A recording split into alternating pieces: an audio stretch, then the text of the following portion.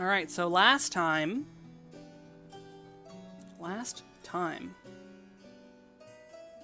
we saw the very ending cutscenes of Elpis, where we had to leave Vana behind to complete her vigil, walking through the trials and tribulations laid before her as we went back to our time to fight the battle in present.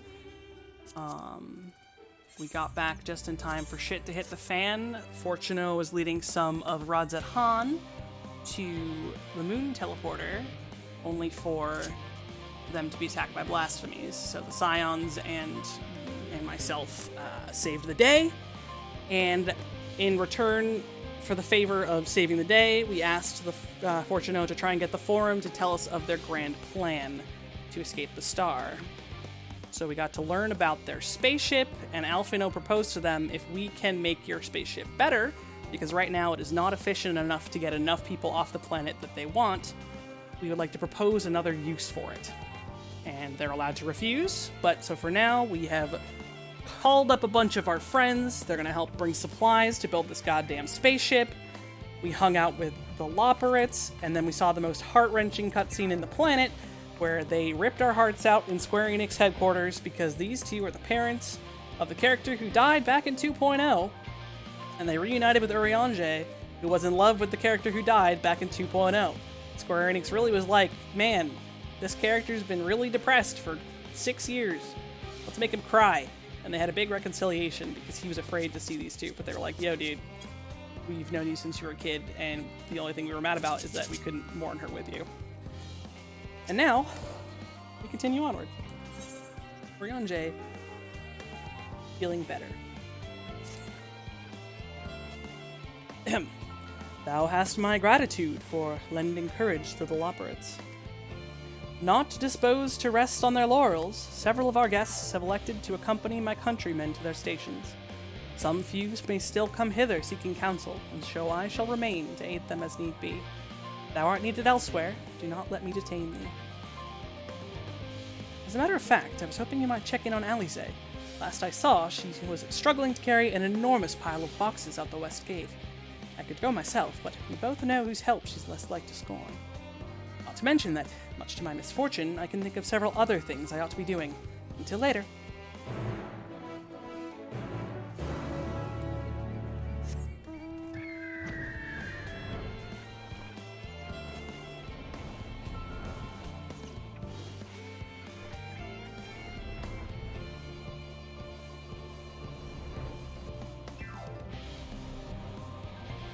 We are in the final stretch. Everyone is preparing for the Great Exodus, and we are trying to see if we can improve the ship to, instead of flee,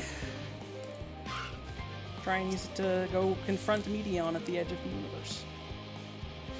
Liana, what are you doing out here? No, I don't mind if you help with the boxes, but it's far from the most exciting of tasks. Are you sure? Well, I appreciate the assistance. We need to get these to Aporia. Time is short, of course, but they're full of organic specimens and samples, so try not to be too rough with them. Alphino should be waiting for us when we arrive. I'll see you there.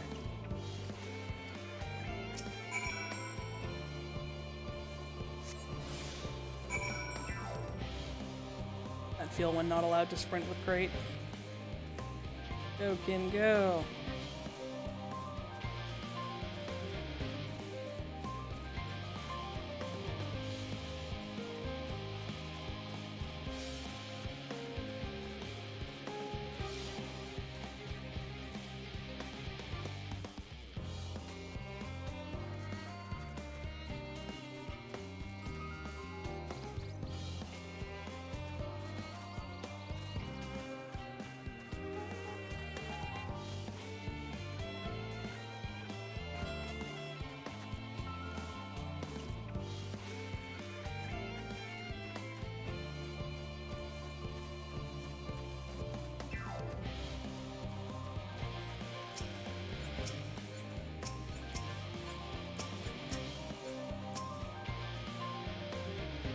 Oh, you're helping with the crates. Wonderful.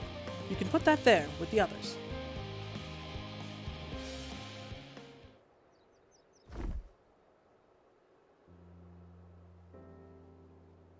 You have my gratitude, but how did you come to be involved in this? Ha! Then I suppose I have Thancred to thank as well.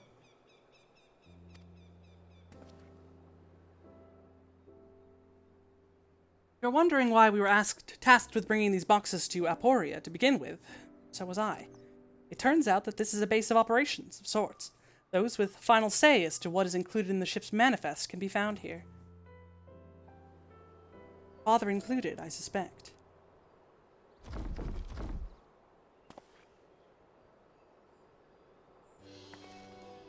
That should be everything.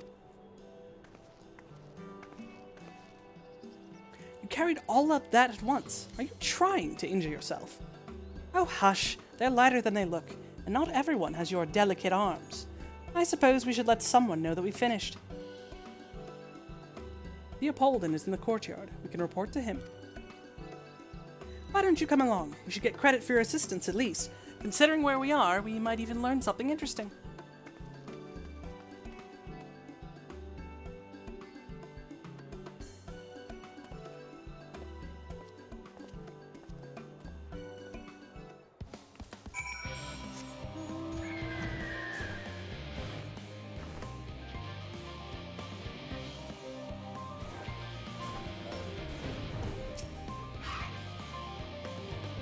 Gods, it never ends, does it? What can I do for you? We brought samples from Charlian Hamlet, Series 110. The crates are by the entrance. Ah, thank you. I had expected one of my colleagues, but we are dreadfully short-handed. Just a moment. You're Fortuno's children, are you not? Alfino and Alize at your service. You're well acquainted with Father, I take it. Quite. I've been friends with your parents since our days at the Studium. I remember when you were yay high, waddling hither and thither. Clearly it's been quite some time since we've met. It is good to see you again, wielding your father's newlith, no less. You knew our parents when they were young. What were they like? Pray, spare no detail. I should like nothing more than to regale you. Alas, I am meant to be in charge here, and reams of paperwork want for submission. We could help with that, in exchange for the sort of stories our parents would never willingly divulge, of course. Very well then. There happens to be 3 sets of documents that need a delivery, so how about you each take one?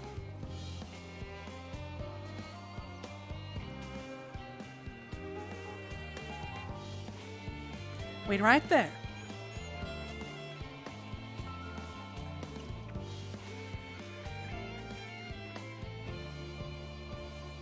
You'll find a forum representative waiting to collect these near the southernmost structure. I hope I haven't kept her waiting too long. Never mind Alfino and Alize. I'm certain they'll be back soon enough.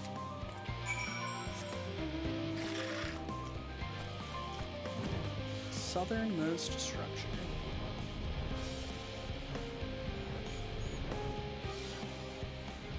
Maybe not the southernmost structure. There we go. Are you not one of the scions of the Seventh Dawn? I thought you were meant to be working on the Aether Burner.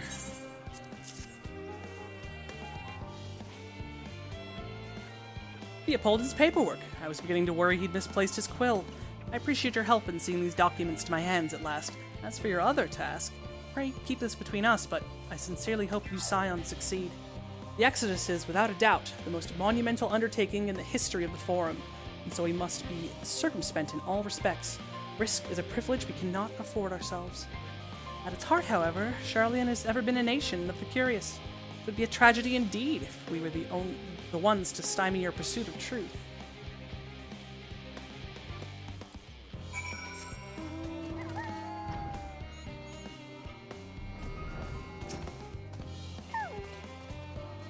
Quick and efficient. I dare say you have a talent for this work. The twins' papers only needed to be delivered out to elsewhere in the facility, so they should be returning any moment.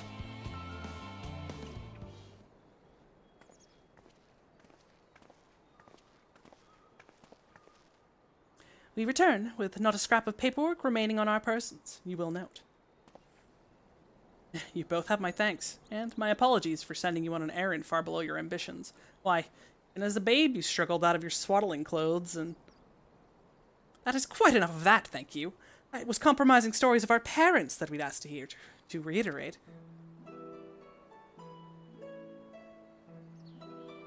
Of course, of course. I've known your father for so long, I must have something. Well, as you know, part of why the Levayor name garners such respect in Charleon is your family's storied history. You too can trace your ancestry directly to those who came aboard Nunkrup's Hope, a lineage few can claim. Never thought much of it myself. It's not as though our forebears founded our nation. They were simply there when it happened. Nevertheless, it has traditionally been a point of pride. It is why Nunkrup's pronouncement, renounce the ways of war and pursue enlightenment through knowledge and reason, has ever been our family's creed. Until your grandfather's time, aye. Archon Louisoix looked not to Nunkrup's words, but his deeds. He asserted, in defiance of his peers, that choosing to save the great and the small from the rising tides was the true mark of our founder's virtue.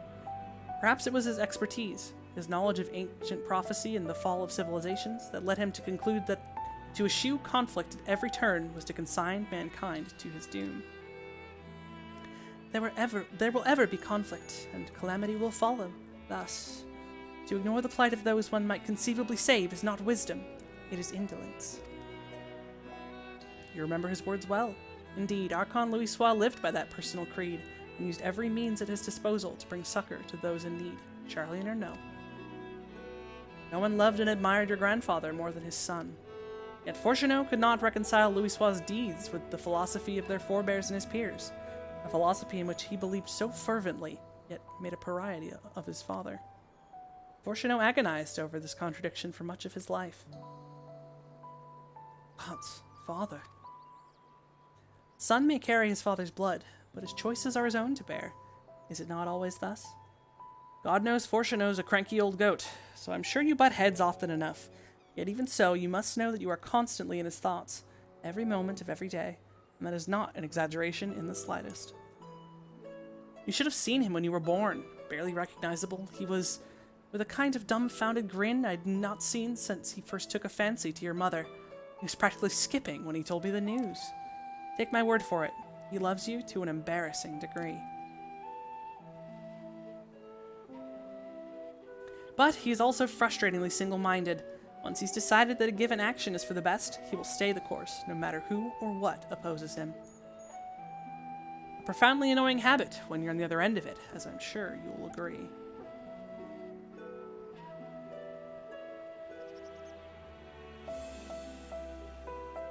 I'll say, thank you for your insight.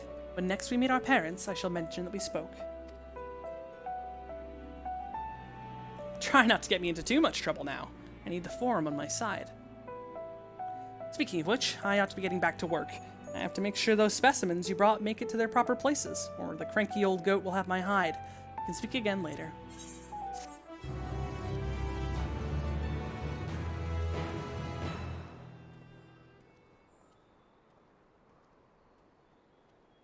Hail, you three.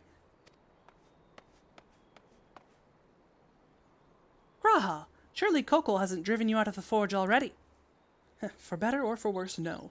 However, he has set me a task that requires more than my single pair of hands, and here you are. I could use at least one of you, but I won't object to more.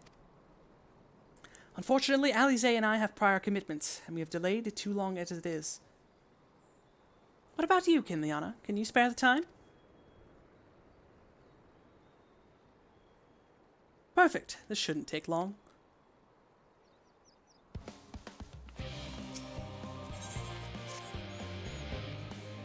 In the event that our, and I quote, promised heap of adamantite falls right out of the bloody sky and into my lap, Master Kokol wishes to be ready to put the proverbial hammer to anvil at a moment's notice. To fabricate these parts, however, he needs the flames of Kokol's forge to burn hotter. He sent me to increase the amount of ether being funneled into his furnaces. The flow of fire aspect of ether in Labyrinthos is regulated by an elemental reactor south of here, to which I have borrowed the key. The adjustment will require 2 people to carry out safely, but I can explain the process when we arrive. This is the part where we part, then. We'll see you in Charleon Hamlet once the adamantite arrives, if not before. This way, then.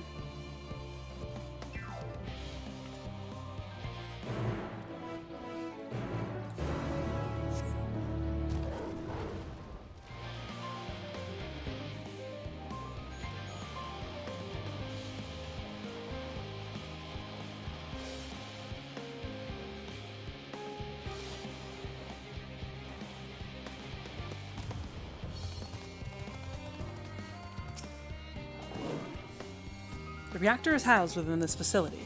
I'll be the one to go inside and adjust the fire ether output. When I do, a rather large amount of water aspected ether will issue from the vent at the top. I expect this to attract at least a few elementals, which we would both rather not be drawn into the reactor itself. Trust me. Can I ask you to put down any that draw too near? They'll pose you little trouble, I'm sure.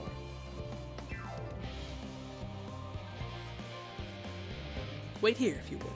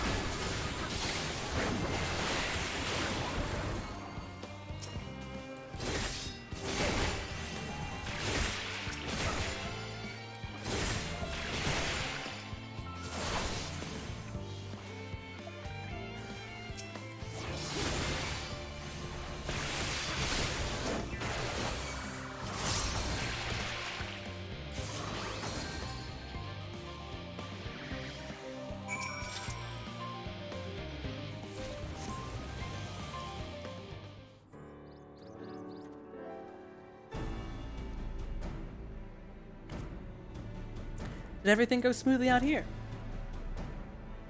I kicked their asses. I thought as much. No major complications to speak of inside, either. And the water ether appears to be venting properly.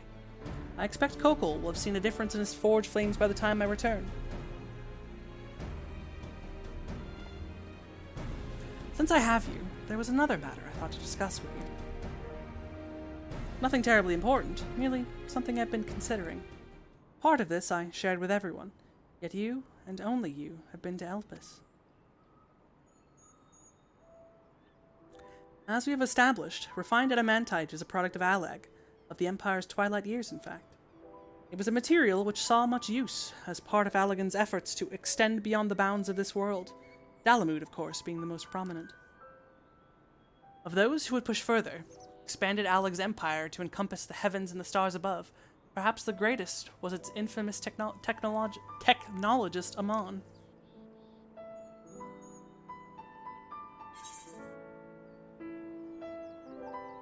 Did he remember his life as Hermes?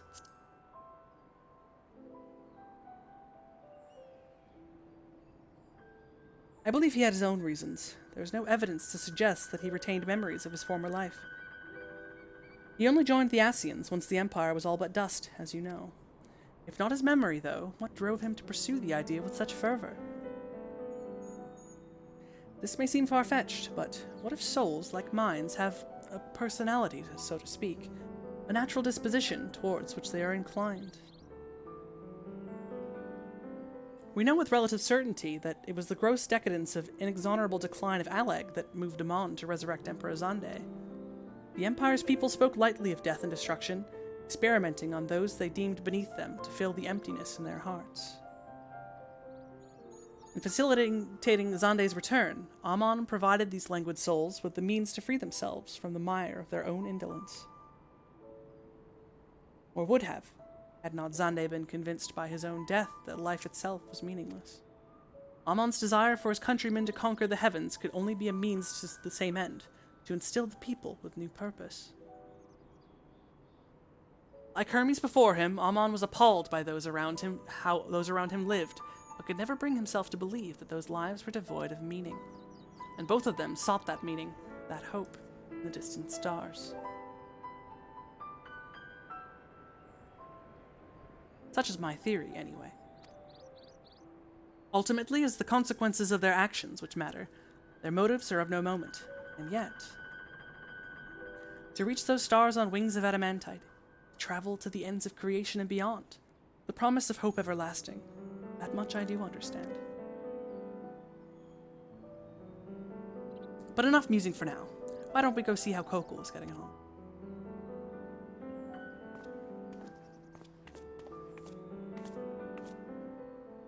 Thank you for the good luck, have fun, Foxy. Hope you're doing well tonight.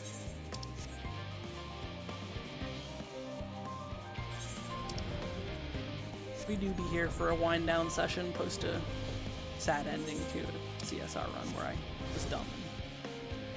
Use my light curtain on the wrong character. It'd be like that sometimes.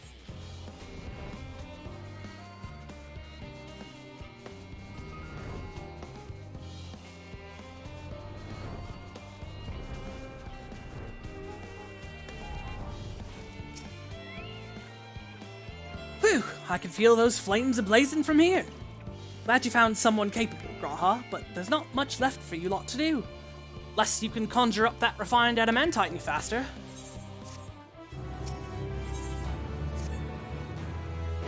I do trust you to deliver on your promise, I do. Only... I hate waiting. I want that adamantite and I want it now. We, share your impatience, I assure you. Is there truly nothing else we can assist with in the meantime? I wish. This sitting about's unbearable. Pity the Forum frowns on recreational explosions. Well, so long as they can't prove it was premeditated, get you gone. I have mistakes to make. In that case, I suppose I should go and return the key to the reactor. I'll have one more look to make sure that nothing has gone wrong, unintentionally or otherwise. I'm certain there are better uses for your time, however. I will join you and Charlie and Hamlet anon.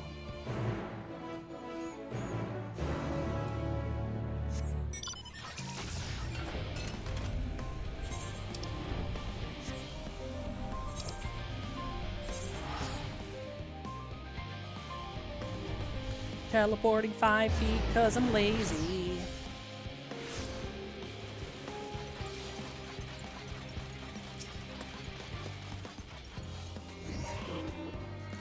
If you wait here, your companions are bound to turn up sooner or later.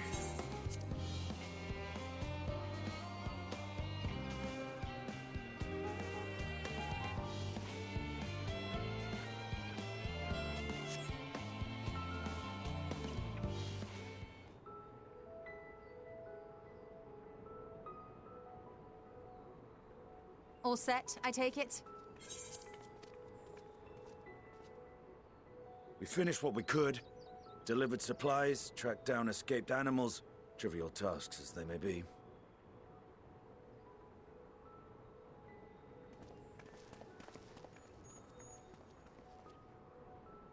That's enough, don't you think? If there was anything more important still undone, that would be a problem in itself. The vessel is essentially ready for departure. All that remains is to load the final batch of supplies and see everyone on board. Once we've readied the ether burner, that is. Ah, had a feeling we might find you all here. Our consultations with the Loperates, too, have run their course. Pleased I am to say that our researchers' concerns have for the most part been allayed, though some insist on making adjustments to the very end. For their part, Livingway and her peers have graciously offered to stay and keep the people company, lest any lingering queries go unanswered. All that remains is to wait for the refined adamantite. Alphino, are you there? It's me, Cryo. Your special delivery has arrived. Round up everyone and come to the harbor at once.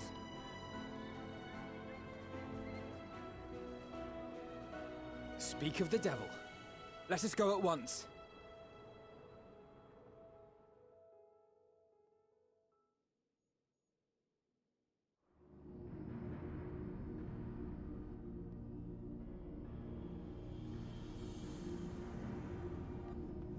Forgive the intrusion, Master Fortuner. I bring urgent news. A great commotion has broken out in Scholars Harbor. Your presence is requested with all speed.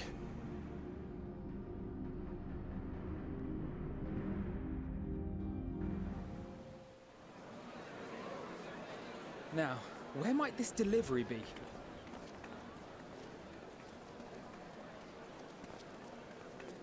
Oh. Oh my.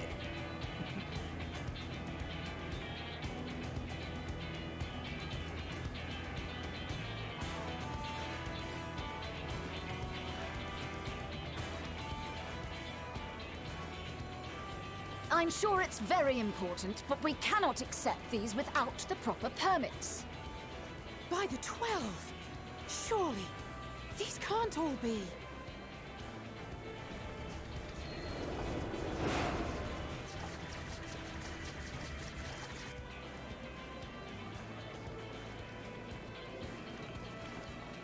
Bleeding hellfire!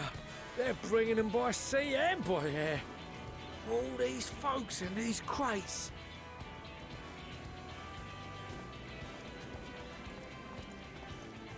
And more on the way. Got your adamantite right here.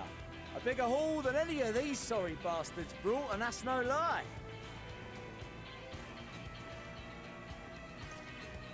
Yes, because you were charged with seeing the shipments from Gridania and Uldar here, along with your own. Give credit where credit is due. Sounds like the sorry whinging of a sore loser. An hypocrite to boot. Ain't no way a scrawny whelp like you took a dozen steps inside a Dalaman shard. I'll have you know I went all the way to the entrance. Furthermore, 'twas my contacts that enabled us to enlist the cooperation of the Sky Pirates. Left you outside so you wouldn't get anyone killed, did they? Well then, credit where credit's due, you did a right fine job sitting on your ass. Take that back. Make me. I will not stoop to your level.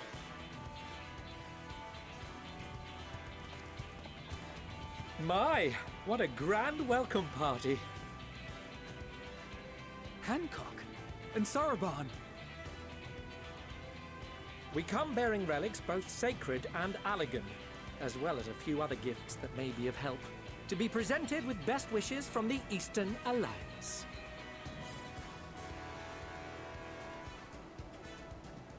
I myself have come with a sacred relic of Rayson Temple. 'Twas passing fortunate that Senri's dango craving brought us to Kugane. We arrived precisely as Hancock was making his arrangements. Upon learning of your need, we made haste back to Hell's Lid, with our dango, never fear, and consulted with the other auspices. All consented to the lending of Tenzin's legendary Phoenix Blade for this noble cause. Suzaku and Seiryu were nevertheless worried that it might be lost in transit, however, and insisted upon accompanying me to Onakoru, where I had intended to entrust it to our Confederate allies. I thought instead to give it over to Hancock when we chanced to cross paths yet again. But alas, Seiryu remained ill at ease, and ordered me see the blade into your hands personally, or die trying. We did, of course, need quite the impressive vessel to get it all here in time.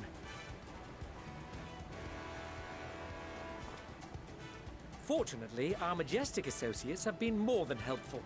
'Tis an honor to join the Warrior of Light on another adventure, they tell me.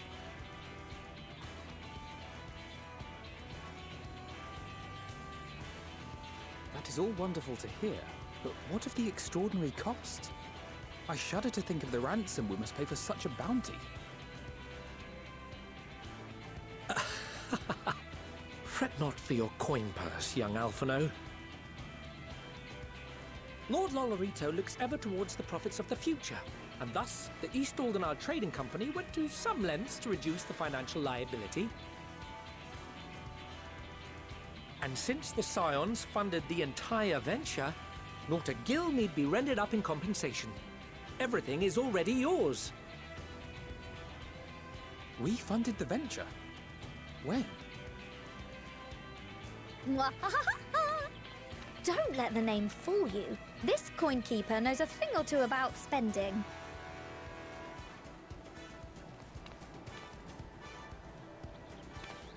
When it comes to capital investiture, a sprinkling of gil here and there will not do. You need enough savings to make waves when it really counts, which is why frugality is paramount. We also had the benefit of a generous patron. Generous being rather an understatement. She has supported us from the shadows since the very founding of the Scions. Ere we even had coffers to fill. Mother! Amelians. I remain, of course, an entirely neutral party. I simply thought our family's coffers were needlessly full. We can hardly take them with us on your teeny-tiny toy boat, now can we? And would be a shame to leave all that hard-earned wealth unspent.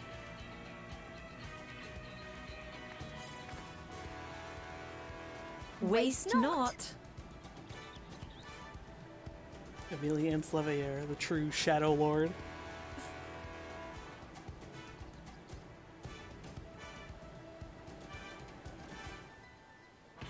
However did you manage so much in so short a time, then? We expected word to reach only a fraction of our allies. Did I not tell you I have my ways? Erenville, you were involved too. I received a letter from Cryo after we parted ways in Labyrinthos. She explained what the Scions were trying to accomplish, and why you might soon require the services of the Gleaners, spread across the world as we are. I pray you do not interpret this as a betrayal of Charlotte. I accept that the Forum's aim in pushing us to our limits was to preserve what knowledge we have, and I bear you no ill will for it.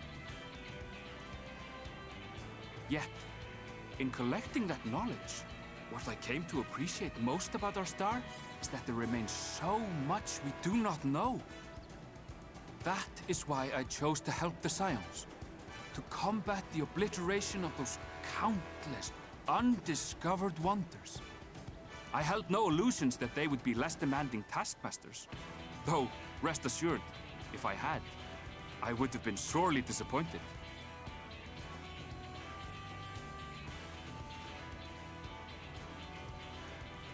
To make a long story short, the whole of the guildship cooperated to ensure your call was heard far and wide.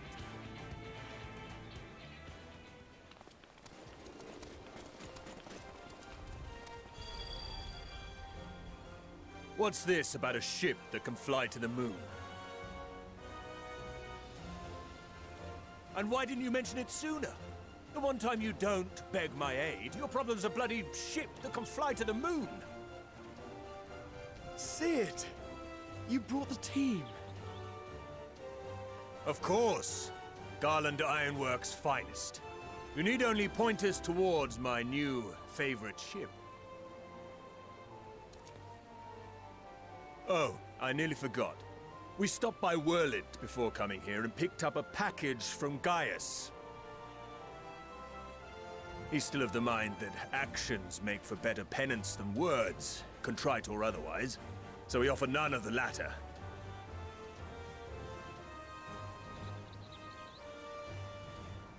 What he sent is an Allegan relic Valens used in his weapons experiments. Has a fair bit of refined adamantite in it, too.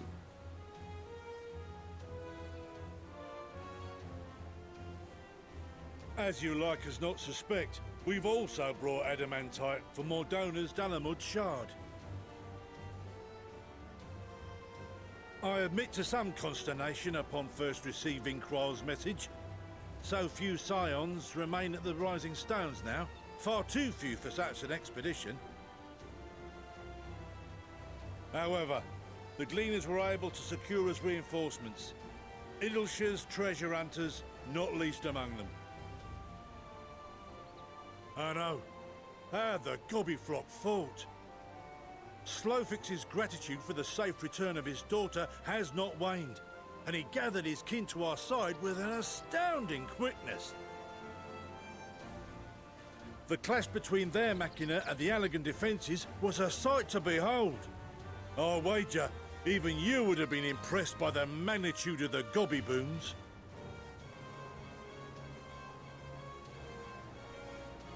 Fascinating as all this is, I fail to see how it explains your presence here. Does Razat Han not have more pressing concerns?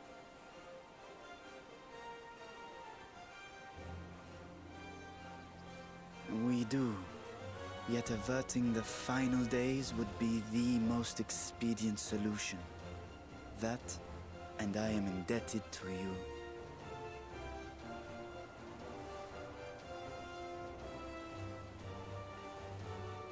Though they chose to take their leave of Thavnair, those you saved in Galimund remain my people. My gratitude is beyond words. 'Tis appropriate that I aid you in kind.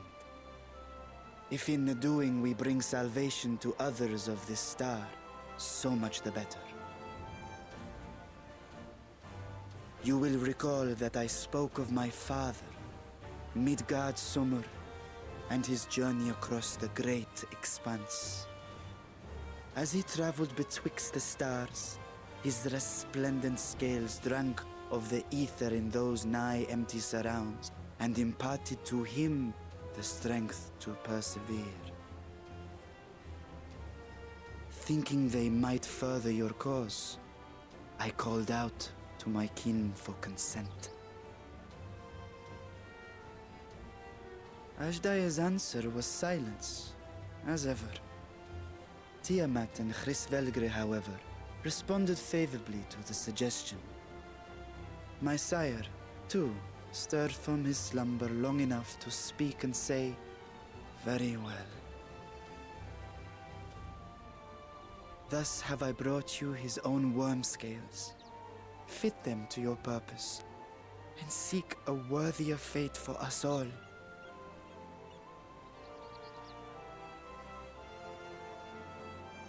You'd be hard-pressed to find someone else so familiar with the unique properties of dragon scales. So I invited myself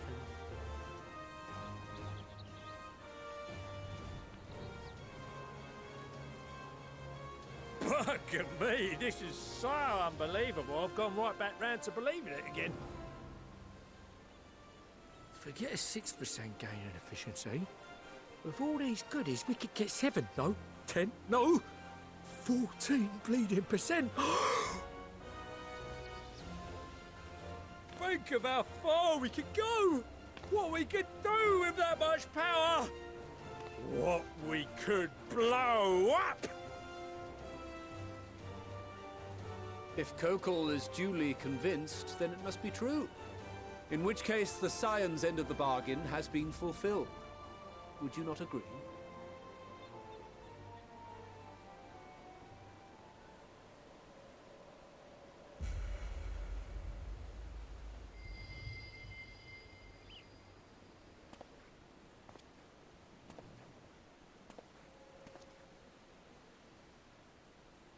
Yes, Father?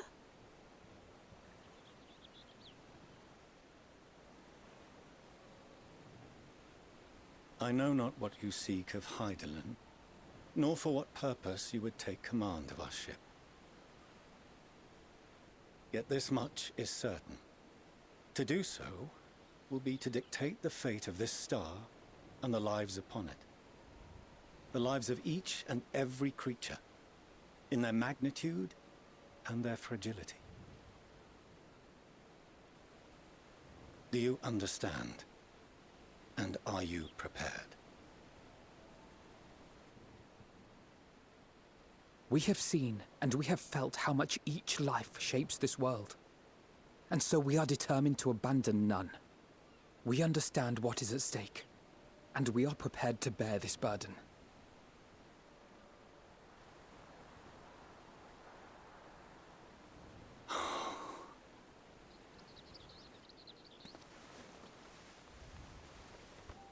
Then I will bear it with you. I beg you, share your struggles with me, as family.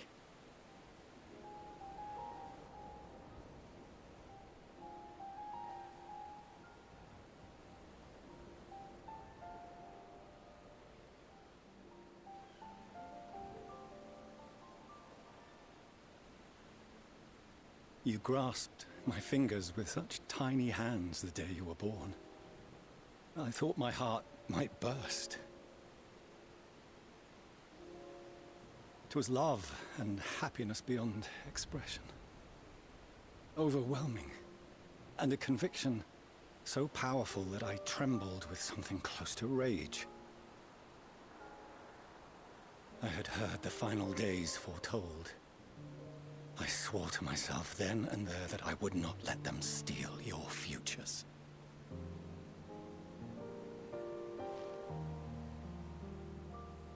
The great exodus would succeed, must succeed. No sacrifice or sin was worse than the alternative. If anything gave me pause, 'twas mine own father. The Archon Louisoix openly decried Charlian's policies, a perspective which I regarded with increasing disdain as I grew older. Yet even as part of me thought him a fool, perhaps I also hoped that he, of all people, would devise a brilliant means to save my children. A naive hope, but stubborn enough that I could never bring myself to keep you apart.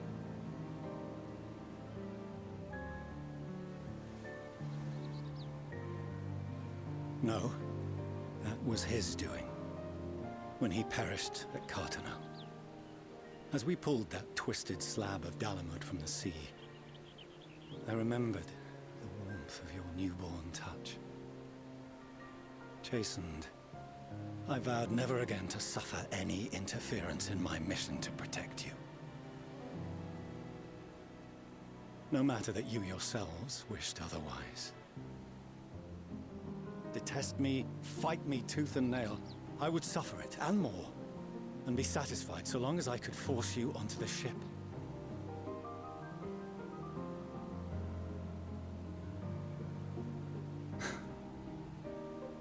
I was wrong. You two have grown so much stronger and so much wiser than I dared dream. You have earned the right to walk your own path, and already begun to do so. Good. Because there are things we care about, and people we love, and none of them is replaceable. Not a one. It cannot have been an easy journey for you to have come so far. We shall be glad to acquaint you with the finer details someday, once this danger has passed. All that we have seen and heard, that we have felt and learned in our travels. Ours is not a kind world, but it is beautiful. Always. Oh no. Are you quite sure that's wise? After all, someone turns pale and flees the room when he sees so much as an envelope containing word of your adventures. Whatever will happen if he learns what you were really up to? Amelians.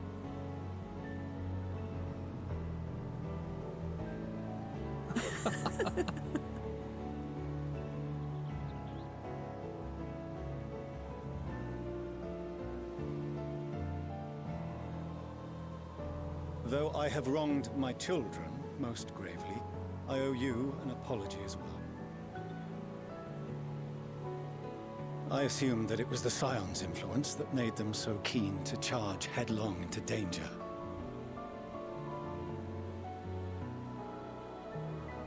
Yours, in particular. I see now that said influence instead brought them together with the many fine people gathered here today. In which case, I hope you continue to guide them.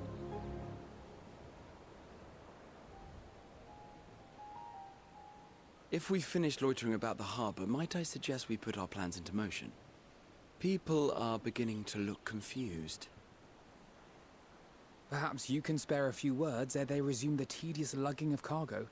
You've no small number of friends and admirers here, after all.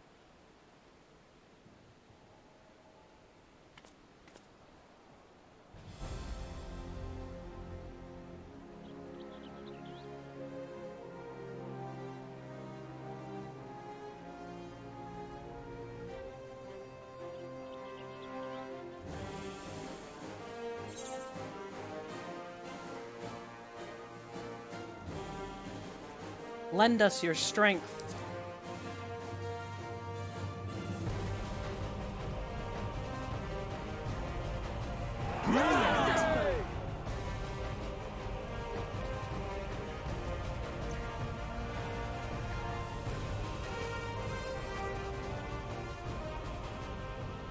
Your assistance is appreciated.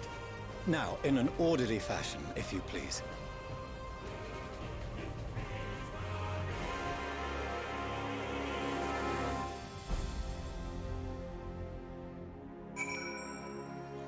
Everyone is here. Factions from throughout the whole Vidya game. Because they really do be trying to tie up the story. We finally managed to clear the harbor, which means the rest is in the engineer's capable hands. Meanwhile, Father has issued to us an invitation. As we agreed, he will reveal the means by which Hydaelyn may be contacted. We are to meet him in Aporia when we are ready. Given the vital knowledge she holds, I suggest we leave without delay. It transpires, however, that the Forum's method for speaking with her is not without risks. I am curious to hear what those might entail, but regardless, be warned. Most of those who arrived at the Adamantite have offered to stay and see to any remaining tasks that need doing. The Forum has already asked for my assistance in overseeing the process, so you needn't worry about a thing. Thank you, Toshru. We're off to Aporia then.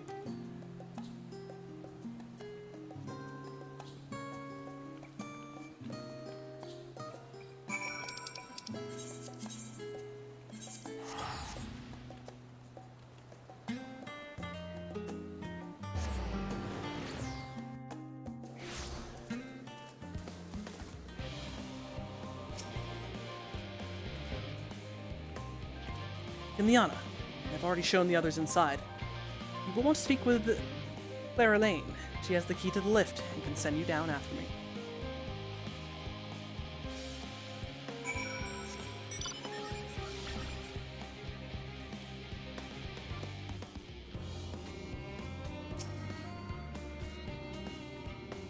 We're the Master Fortuno, yes? Just step inside the lift here.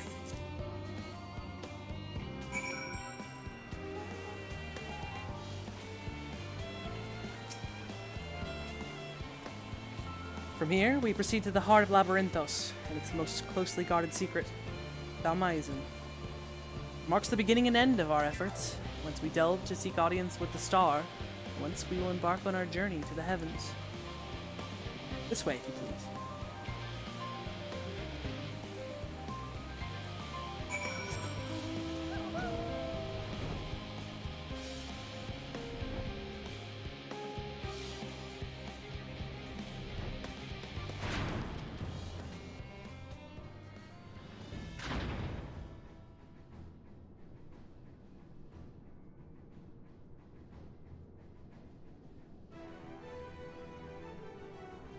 It's a spaceship in a Final Fantasy game.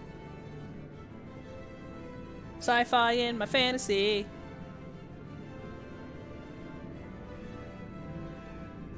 That's some Mass Effect shit right there.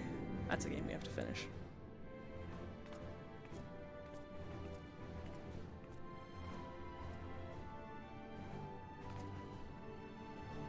I bid you welcome to Thalmaizen. Direct your attention toward the center to behold the ark, which we have long labored.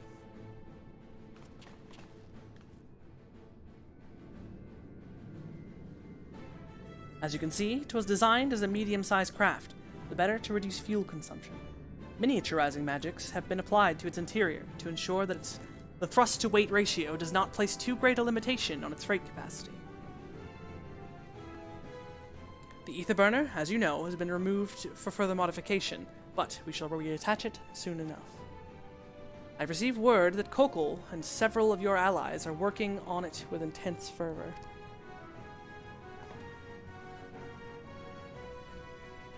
They are sure to see it done.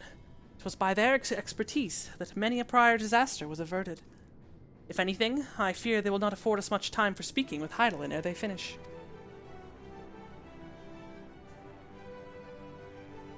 Point taken. Let us move on.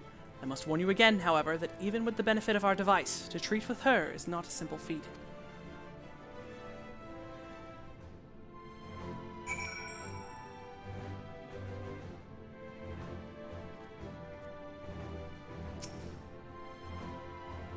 done what I can to impress upon you the gravity of what lies ahead. Are you prepared?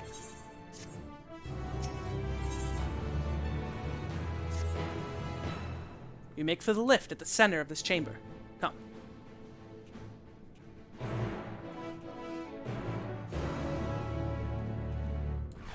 That's not the now button. Oh, I can't fly in here! Terrible. I know fly. That's so weird. It's part of Labyrinthos and it doesn't let me fly.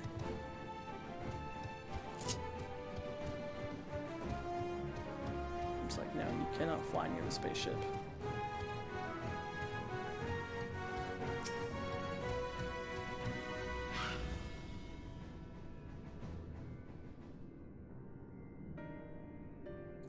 As you know, alongside our physical world exists an ethereal plane, what we refer to as the ethereal sea.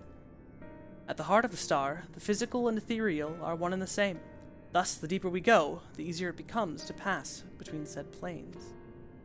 We utilized this principle in constructing the anti-tower, and once more here in Thamizon. No sooner did the Forum decide to withdraw from Eorzea than we began work on this facility. Our work accumulated in a device that allowed us to peer deeper into the ethereal sea than ever before, in search of Heidelin's ever fainter echoes. The Ishoscope. And you communicate with her through this device? For a time, yes, but since the 7th Umbral Calamity, it has been rare to even hear a whisper. If you wish to reach her, you must journey closer to the center of the star than we ever have dared, beyond the Ishoscope. Even so, I make no guarantee that you will find her, nor of your safety, not so deep in the ethereal sea. We understand, but if we are to deliver this world, we have no choice but to try.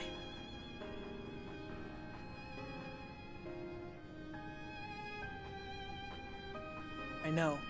I only wish we could do more than observe your progress from afar. The Ishoscope's ocular lens, by which we may peer into the ethereal sea without placing ourselves at hazard, lies above us. Through it we can watch and guide you. In those swirling depths, there are pockets of aether so dense and turbulent that they can unravel one's soul. If we determine that you are at risk of coming into contact with one such pocket, we recall you with teleportation magics. To that end, it would be best if one familiar with the composition of your souls remained here to assist in assessing said risk. Otherwise, there's an increased probability that we will extract you too early, or too late.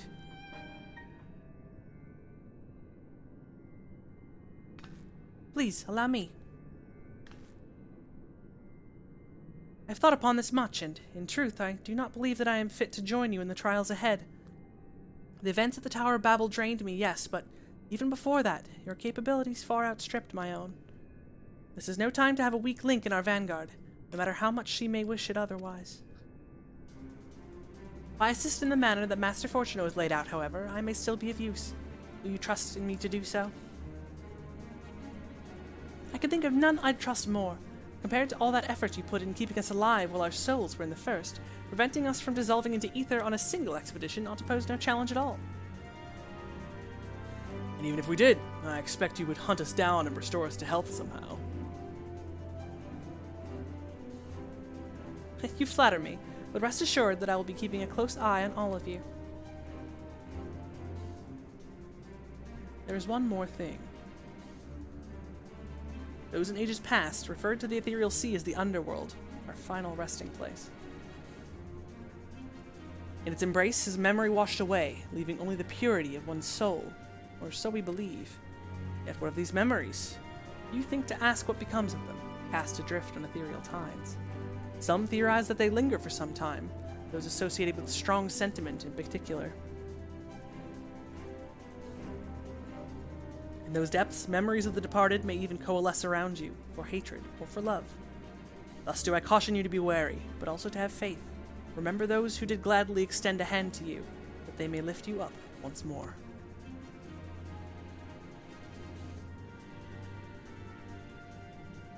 This dungeon and everything that comes after made me cry the first time I did it.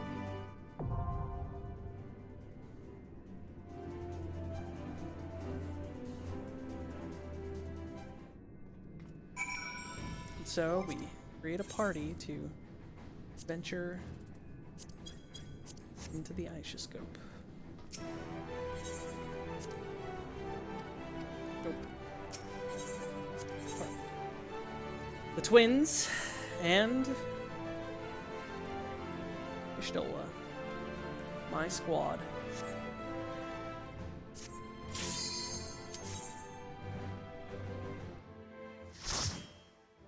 And so we venture into the underworld, Ethereal Sea.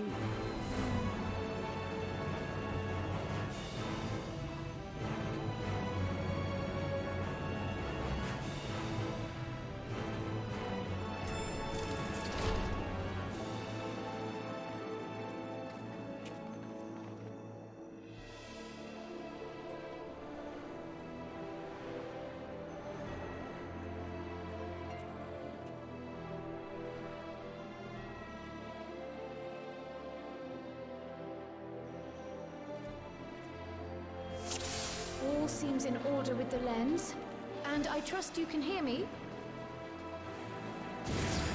Those things are pure malcontent, the residue of lives unfulfilled.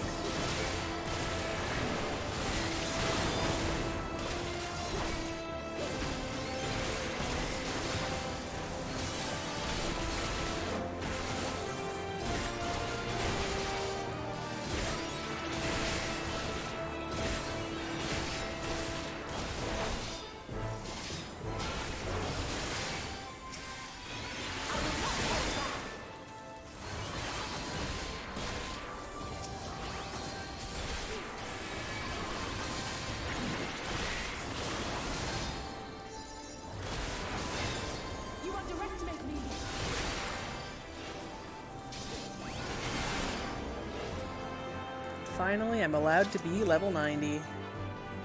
This is the level 89 dungeon, but we do be reaching the end.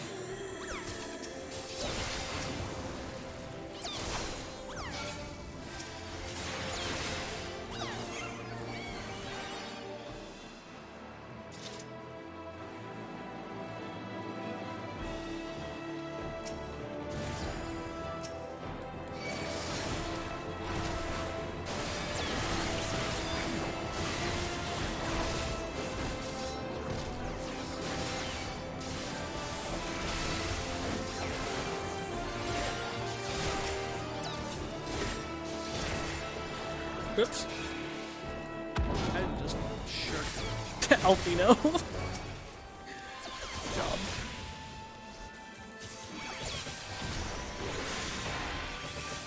Just trying to get low blow. You underestimate me.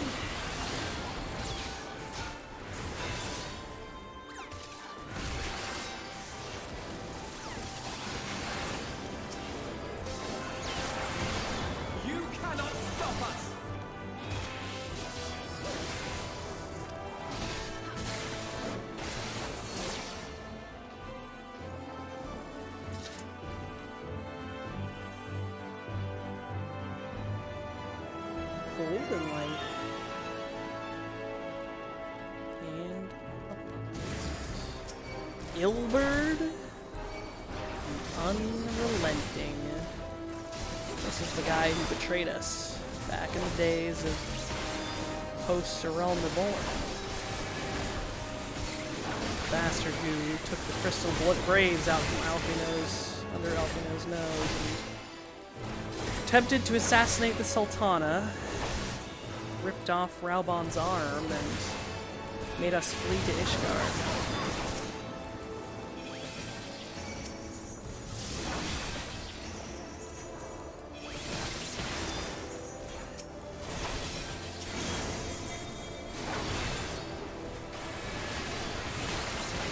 In a rush of familiar wisdom, the memory of a principled scion takes form. Samadi's staff, representative of Papolino, gave his life. Try as you might to conceal it, you've always worried overmuch. Papolino gave his life to try and contain Shinryu, who was summoned when Ilberd committed suicide to create a primal in an attempt to free his homeland. Now this is Livia, the Undeterred. In A Realm Reborn, she was the woman in white armor who very much loved Gaius too much and worried that he would take him away from her.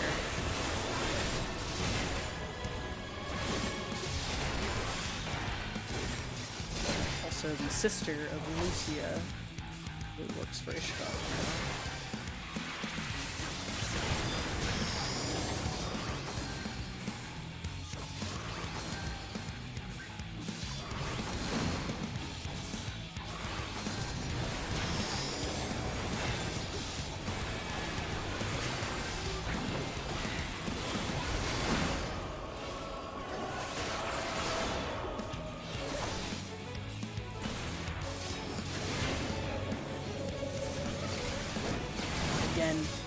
Never again will I yield to you.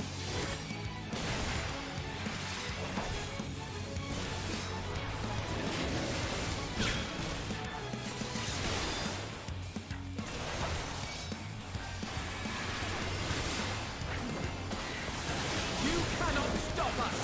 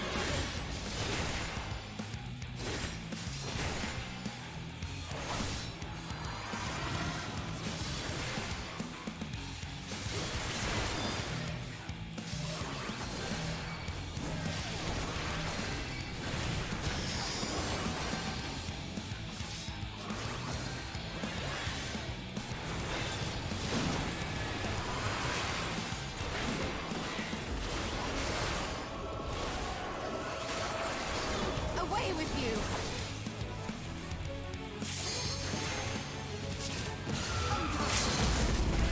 No, wasting an LB, no. My lord, Gaius. Follow the flow of ether. It will guide you.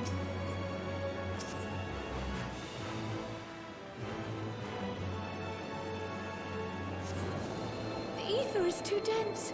Oh, I'm losing you. Let's continue onward.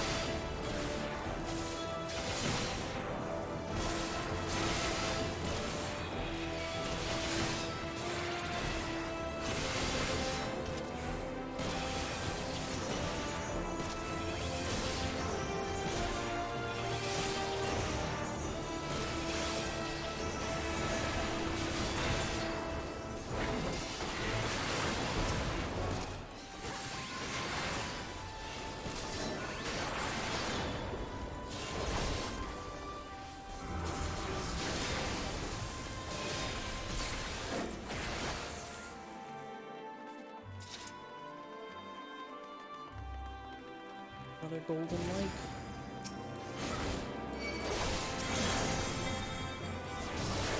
This time, an axe.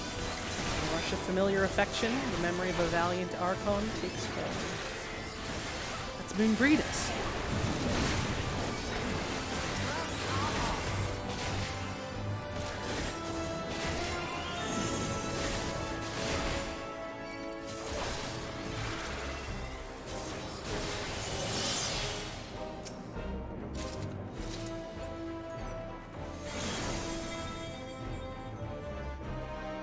A familiar delight, the memory of a kind-hearted knight takes form. Pushfall. Always a protector.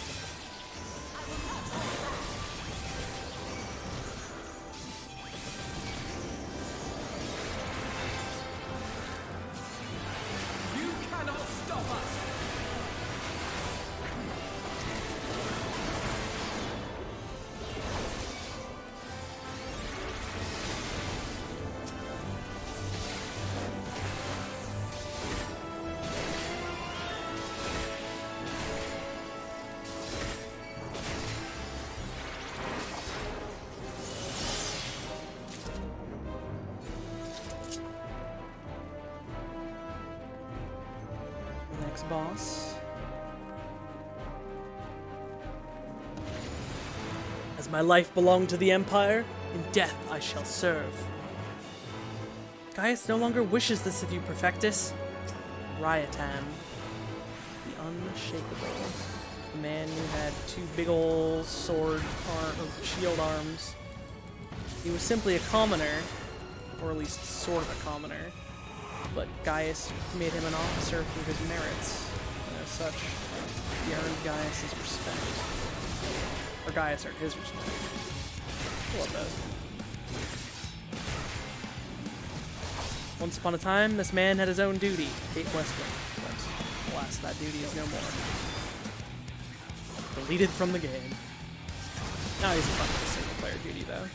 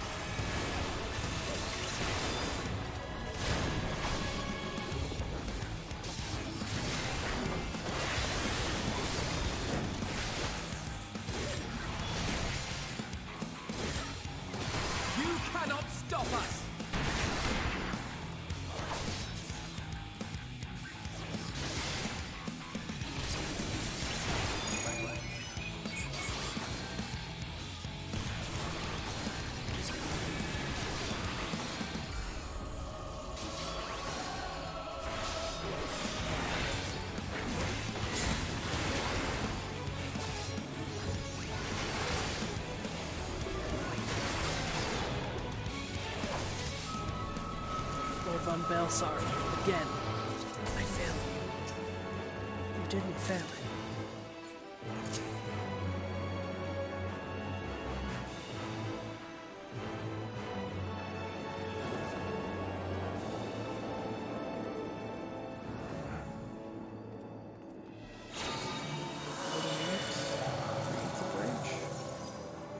Did you see that light?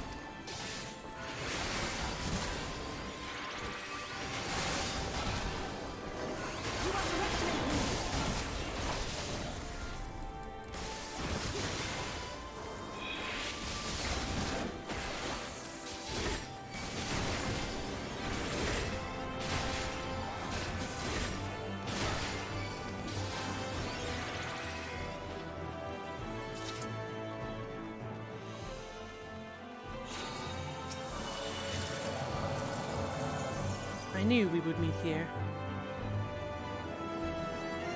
Still don't know who the light is, but could it be? We haven't seen him yet. Continues to make us a path.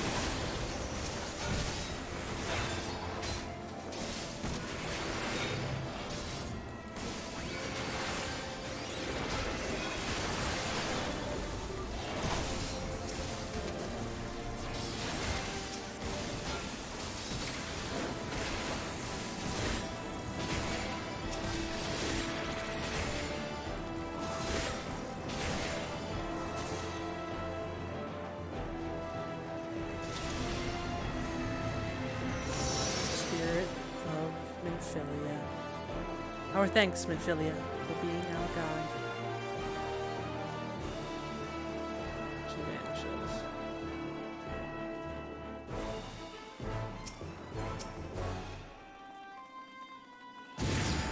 The antecedent of the Scions of the Seventh Dawn gave her power to reign.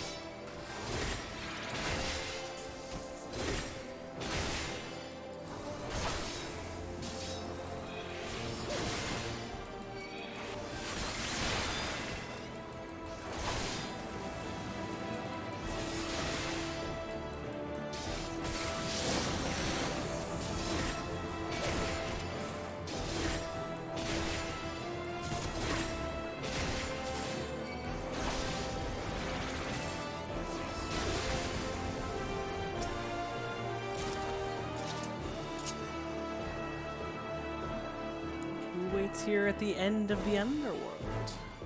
Chance. Who could it be? We have lots of enemies.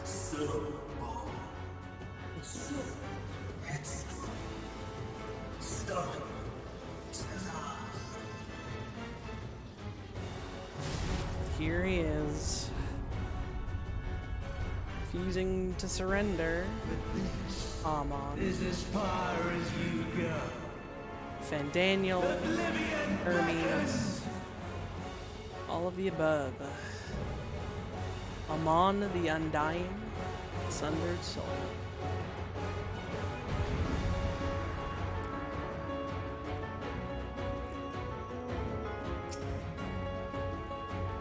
Fandaniel's soul. Many faces have I worn, but this is my favorite by far.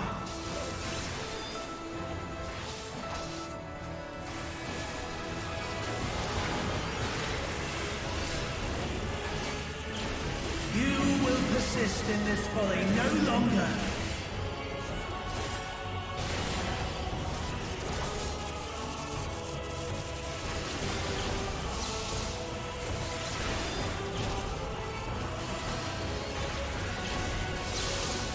The stage is set.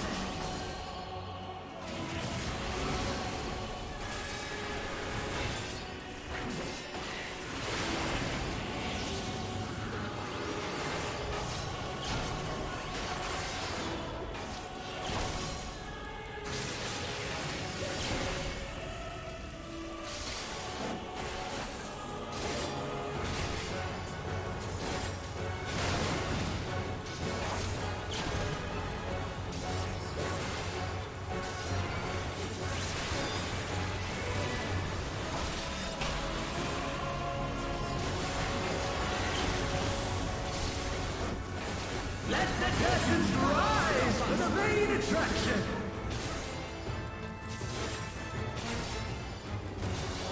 Curtain call. Circus Tower. That was a big old attack, but a bracing wind leaps from the pages of memory.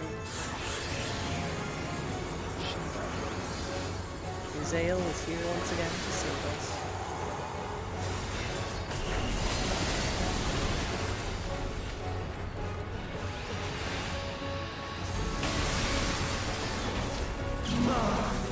What a boorish audience you are! You cannot stop us! You underestimate me!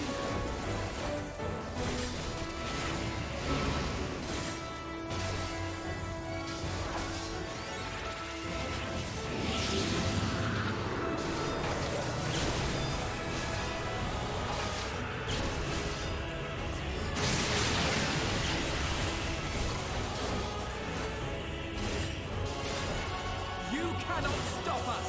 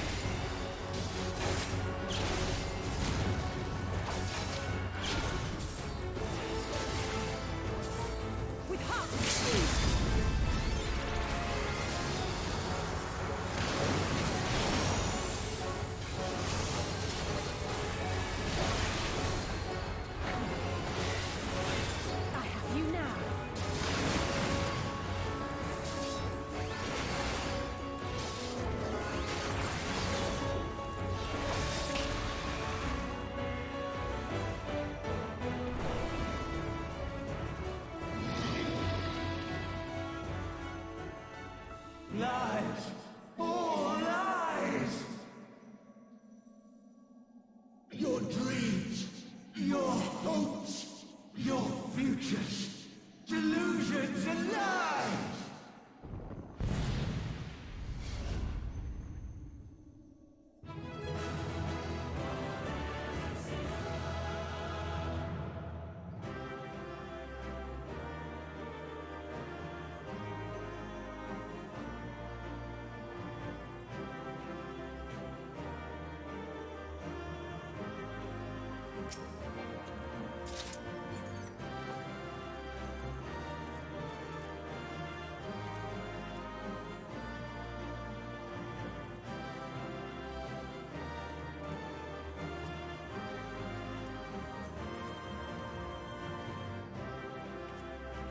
Thancred and Mitchell have nothing to say. Come on, Thancred. We saw him in Philly again. You have nothing to say? Ugh. Alfino's remembering his ale.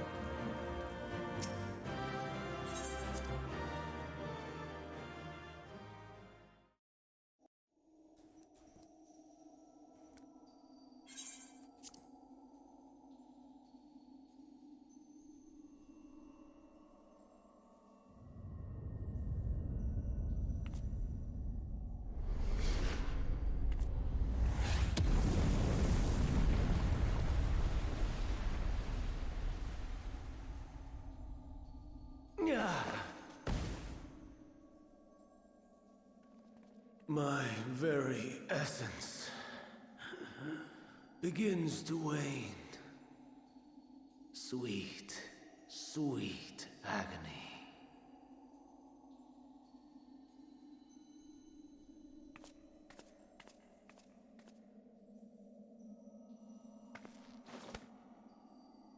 Leave this to her.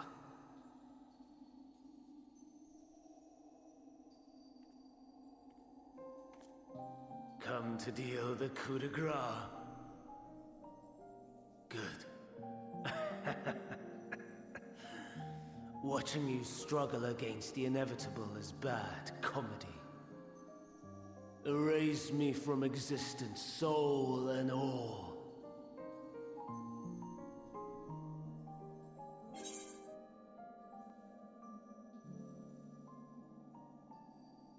Have you any memories of Medion?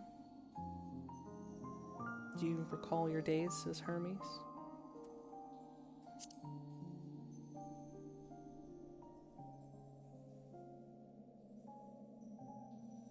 How would you know that name?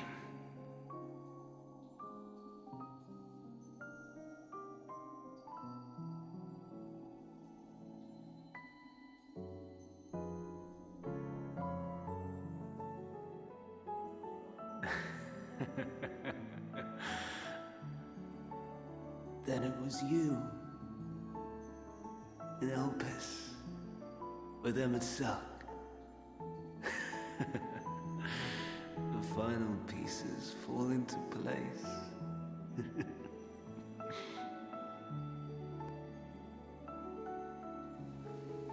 In my halcyon days, as the mortal Ammon, I was haunted by a dream. Night after night, the faceless multitude, the voiceless cries, shards of shattered memories. But slowly, the fog began to clear. This was Elpis. And I was Hermes. Recurring though it was, I paid this dream little heed. It was only when I was granted the seat and memories of Fandaniel that I knew these visions to be true.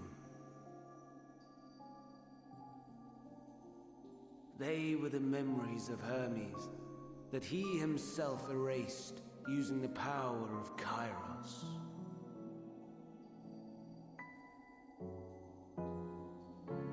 Or so he thought. In his attempt to burn away the events of that fateful day, he succeeded only in searing them more deeply into his soul. My soul. Death failed to expunge them, no matter how many times it came. Rebirth after rebirth, from one Fandaniel to the next. I wonder, is Emet adrift somewhere in this ethereal sea? In defeat, finally remembering your time together in Elpis? How it must gall him to be entrusted with knowledge of the final days, only to be rendered powerless to act upon it. So many lifetimes dedicated to restoring his beloved Amara in blissful ignorance. Oh, folly. But make no mistake. My life as Hermes is not the reason I invited the world's end. I have lived. I have struggled. I have dredged the very depths of despair. And in the detritus of existence, I found the truth. I served a great ruler, powerful beyond measure. The world his dominion. Yet even he and his vast empire were destined to fall, to become one with oblivion. At the end of life's journey lies only death.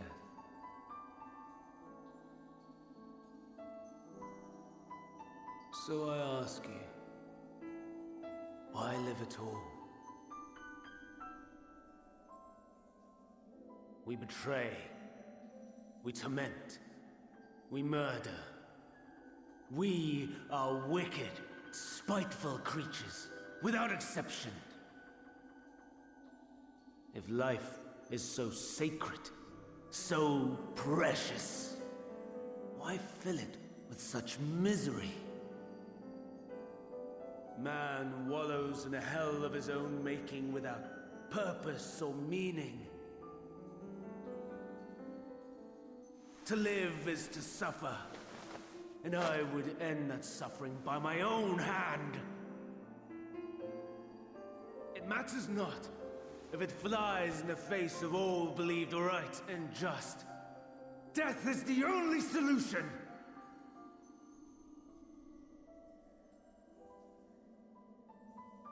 That is my truth, my answer to the question, and yet, even as the words pass my lips,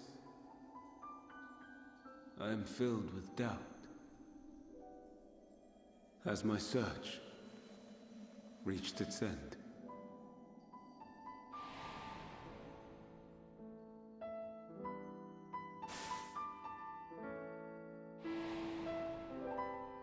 Was this the only way?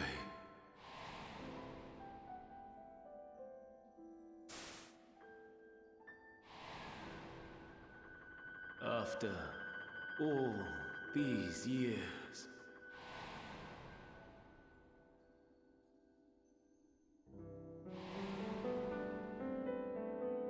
Is this the answer I was hoping for?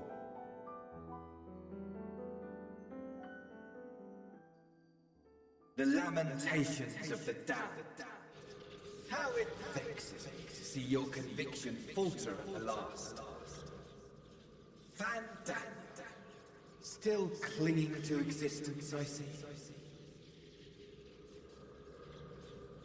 You, who champion death so fervently, unwilling to accept your own, refusing to be purified and swept into the sea of souls. As do I. We prisoners to men, watching as the world turns.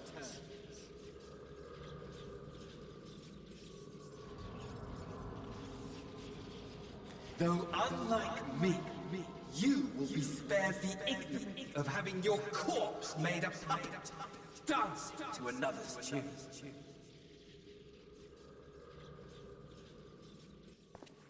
Is that Asahi? Asahi. How Joey very astute. Brutus. But let me be clear, I have not come to consort with the likes of you. Nor have I come to bemoan the state of the world following my untimely demise. In fact, I delight in mankind's downfall and the anguish it brings the savior of the savages. If I played some small part in the chaos, all the better. Not that I was in any position to resist. But to be made accomplice to the betrayal of Lord Xenos. I would die 1,000 deaths to exact my vengeance.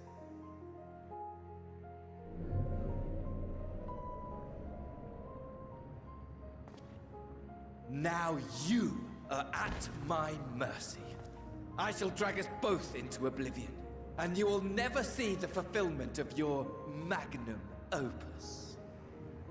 Even should you be reborn, your desperate search for answers must start again.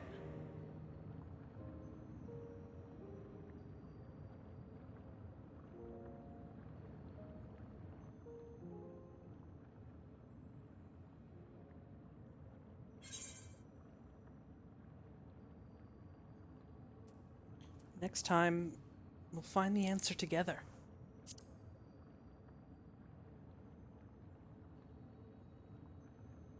Even here, even now, you have every right to hate me. For the fool I was, for the monster I became. But I will not beg forgiveness. The tale of Hermes, the man who knew so much, yet understood so little, ends here.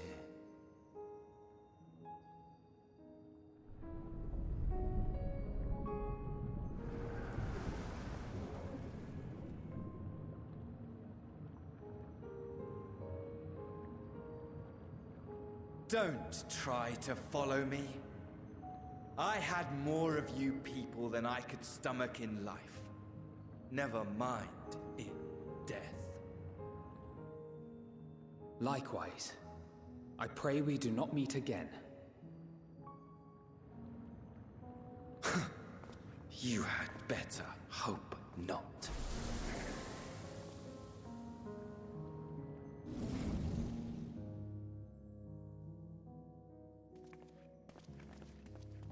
Oh, Asahi, the man who deserved the death he got at the hands of his sister Yotsuyu.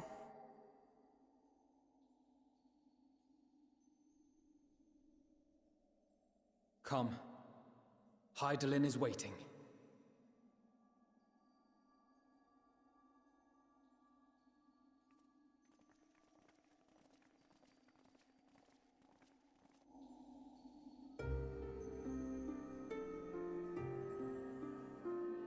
And here she is.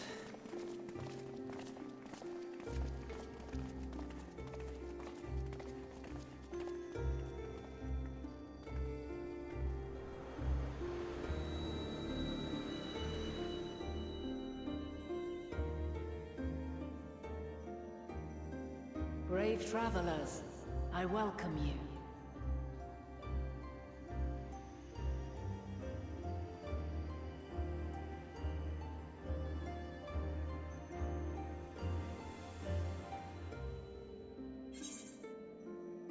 We meet again, Vana.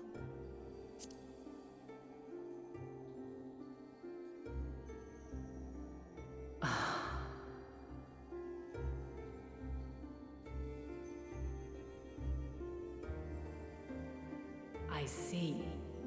Thou didst journey unto Elpis. And now, the rivers of time converge.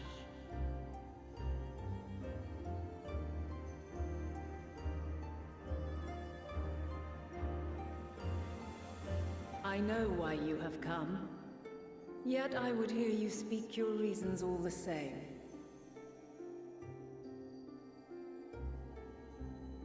You created the moon to deliver mankind from the final days. But is that really how it has to end? We do not wish to abandon this world. We want to protect the source and all of its shards. To flee is but one of two paths.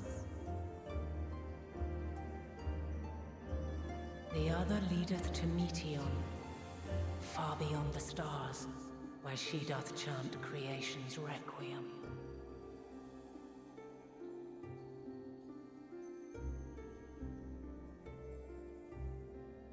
Her domain is formed of dynamis, pure, absolute. Where emotion and memory govern all, ether will avail you naught. Meteon hath gathered the pain and despair of countless stars, and to go unprepared is to go unto your doom. We'll beat her. We'll win. I swear it. Is what I might have said once.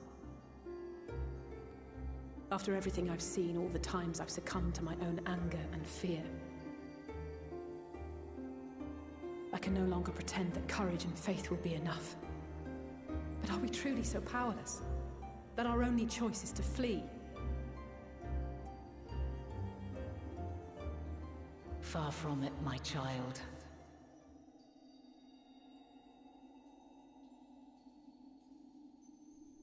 Long ago, the inhabitants of myriad stars, many more prosperous than Atheris, sought to free their worlds from life's woes. Sorrow and anger, conflict and hostility, despair, and even death itself. But as Meteon reported, every attempt ended in failure. Darkness abideth within every living being, and can never be cast out. Neither reason nor faith can challenge this immutable truth.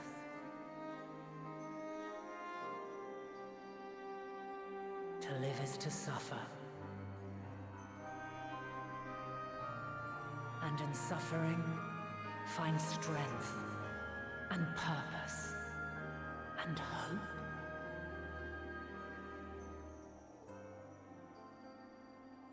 As you have done so many times before.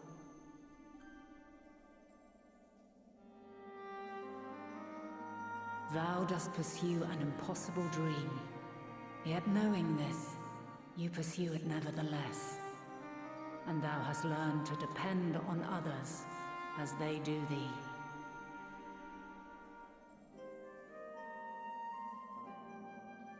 Thy yearning for the power to save the powerless hath ever driven thee to greater heights.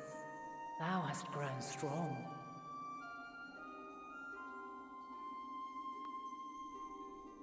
Though those closest to thee no longer walketh by thy side, their love remaineth thy guiding light. For duty's sake, thou hast been bound by truths unutterable time and time again. Yet thy heart hath never wavered, as thy companions will attest. In thy pursuit of mysteries great, all thou believest is brought into question. Undaunted, thy thirst for knowledge remaineth unquenched.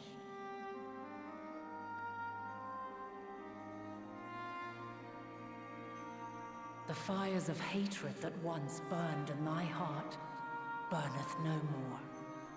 From their ashes doth spring the light of love, warm and pure. As witness to black calamity, thou despaired at man's helplessness. Resolved, thou didst unite a distant world on the brink of collapse.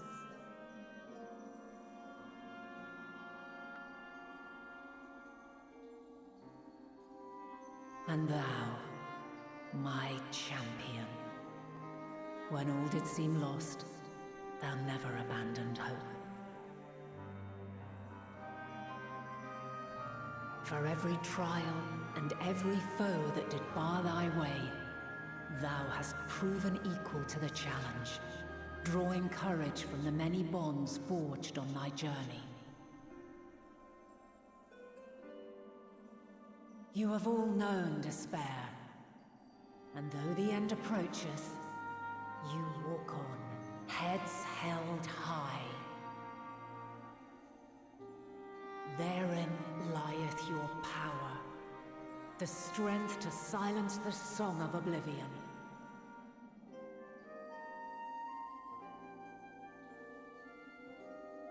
Then there is a means to confront her.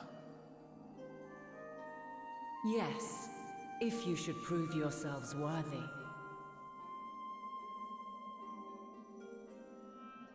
Hark!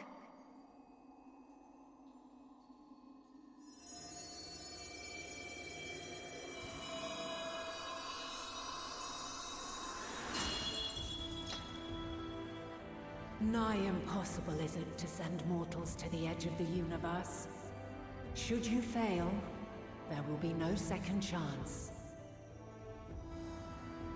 As the will of the star, I ask of you this. Do you possess the fortitude to stand firm when all around you doth crumble? Do you possess the faith to vanquish despair itself? Should you lack the strength to best a supreme deity, I cannot allow you to make the journey. You must leave this star and never return.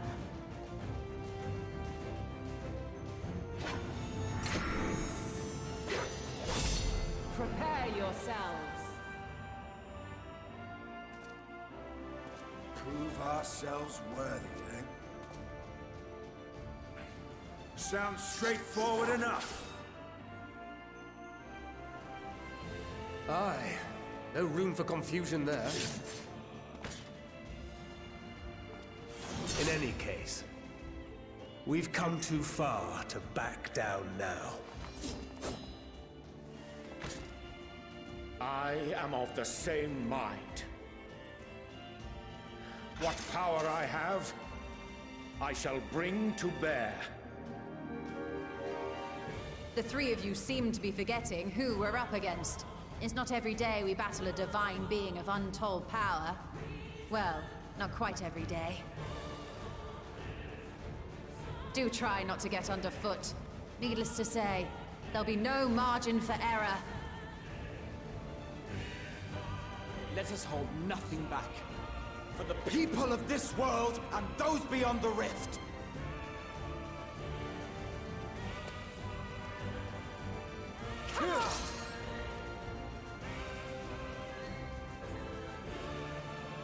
Alas, the question I posed to thee in Elpis hath remained unanswered these long years. I would hear thy response, warrior of light. Shouldst thou emerge victorious?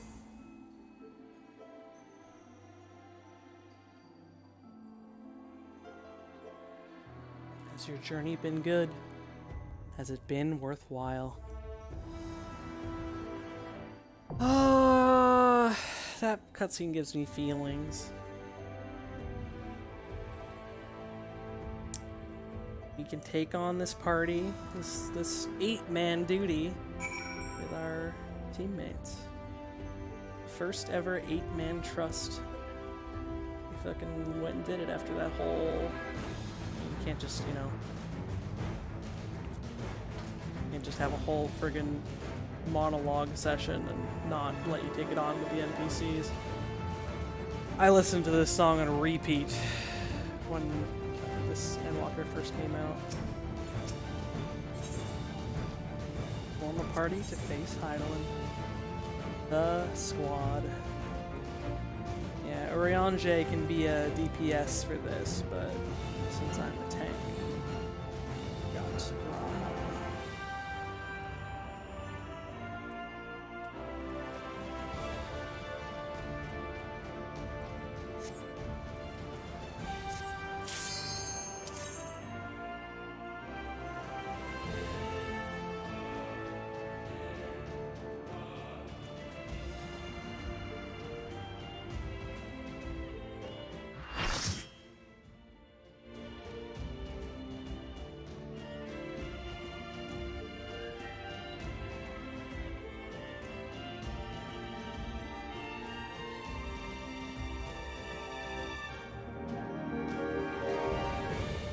Divine Light, Hydaelyn.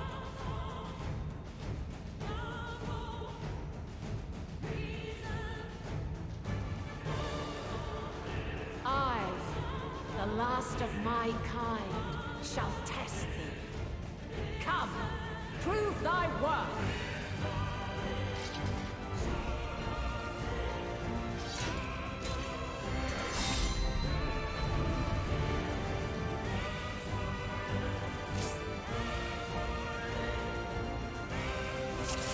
Studio to give you 2 lives, 3 lives technically, I think. But yep, that's in our squad. Let's do it. Have you the strength of will to alter man's fate? You're mine!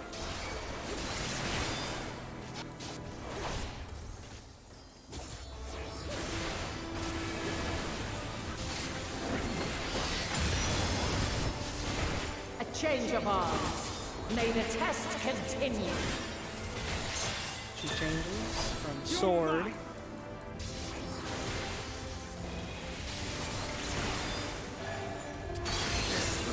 chakrams.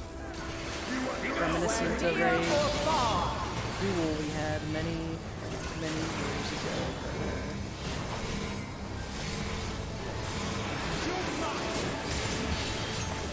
And now this.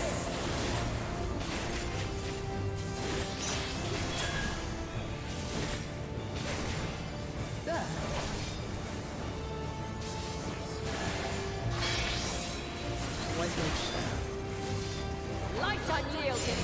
I was not. I have you now. If I may.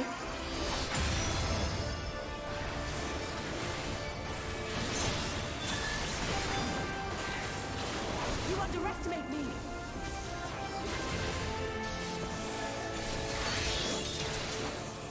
His sword. By blade. The stars shall grant me succor.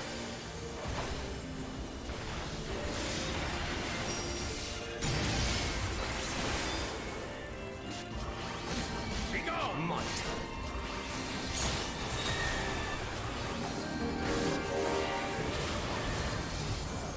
There! You cannot stop us! You might! We're near or far! This will hurt.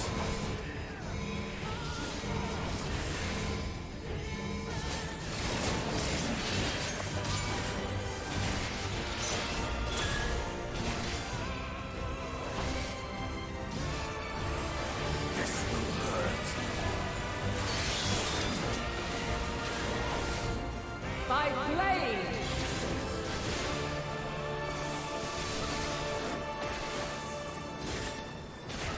Crystals of light, to me.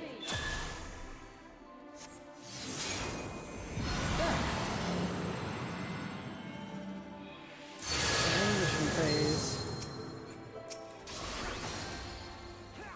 Here.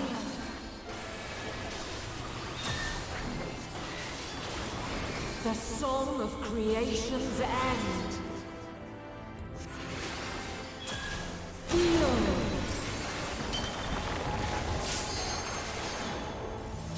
The sorrow at hope's demise.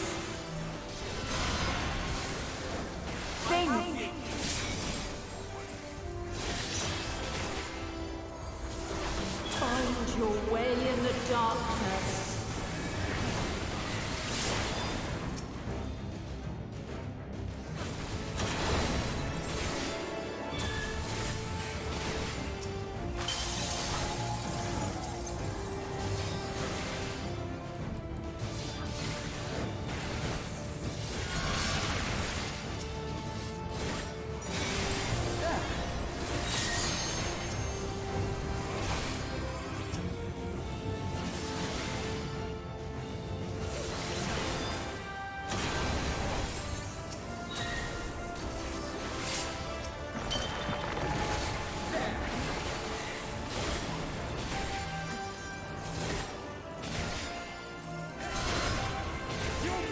Follow your light. Or fly, my children, and never look back.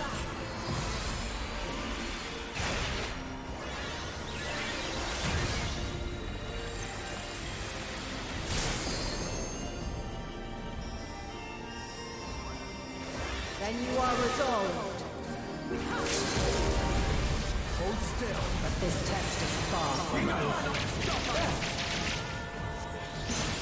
My crystal's light. Let's give them a show.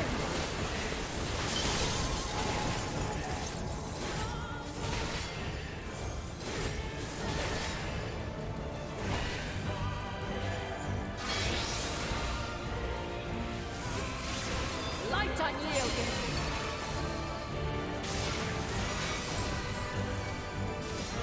I have you now. Refulgence eternal.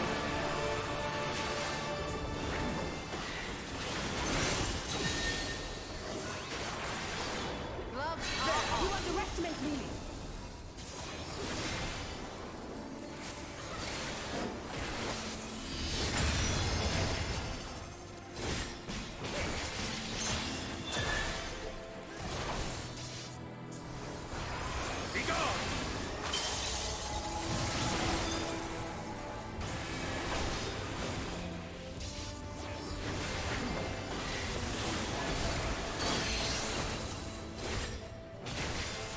We're near or far.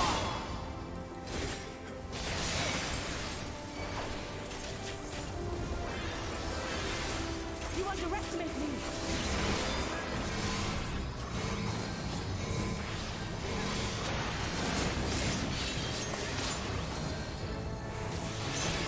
We're high or low.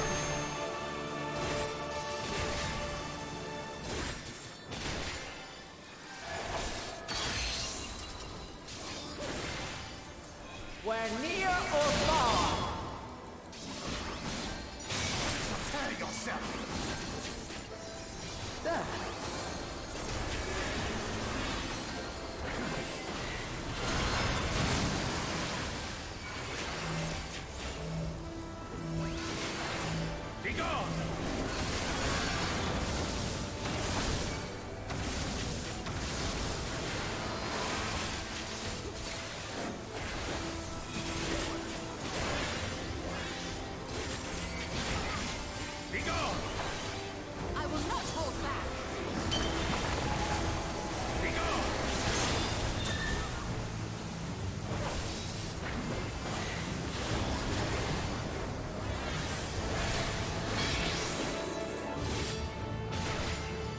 Light unyielding.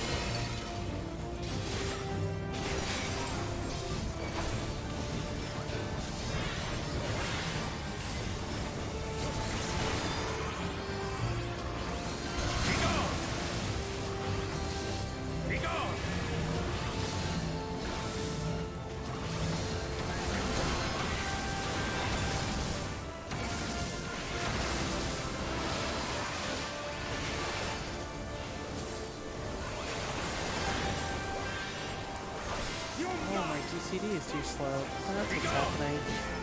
Let's slow it down. There we go, let's slow it down. Prepare yourself!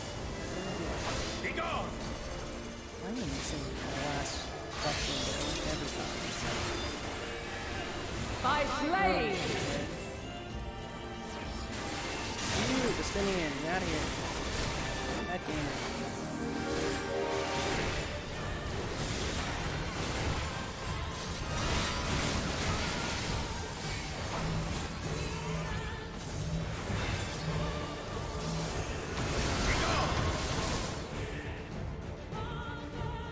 We win.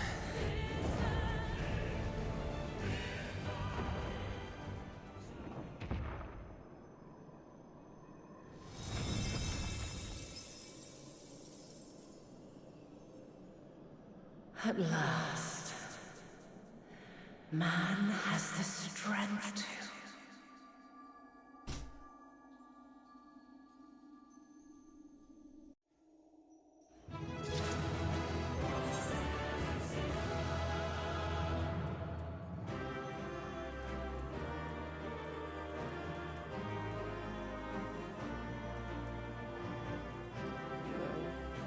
Skill speed.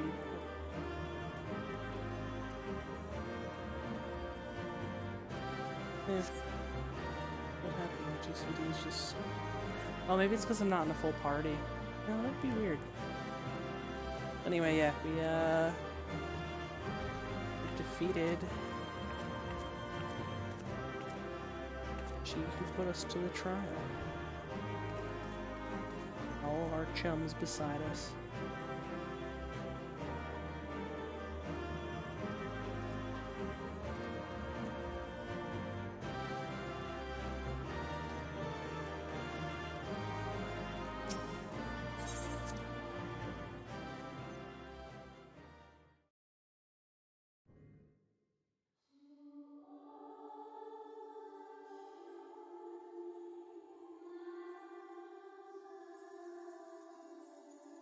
No!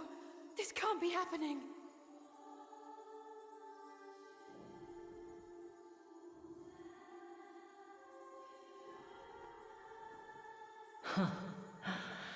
Though my power is in constant flux, I have always kept a reserve for this very moment.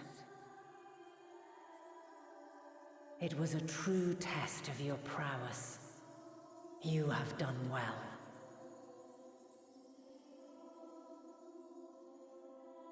There is one thing I must ask. By sundering the world into 14 shards, the ether of all living beings too was divided. This reduction would in theory allow us to more easily interact with Dynamis. Having seen mankind brought to the very precipice of extinction, you wished for us to develop a means to overcome despair. You believed we had the potential, and sundered all creation to see it fulfilled, to deliver us to that swirling maelstrom of Dynamis in which our foe hides, and grant us the power to defeat her once and for all. Is this not true? It is as thou sayest. 'Twas the trial to which I subjected mankind, and it hath led to untold bloodshed and suffering. There was no kindness, nor justice in the tragedy I wrought. When confronted with the almighty Zodiac, My only recourse was rend him and the world asunder, that his power be diminished for a time.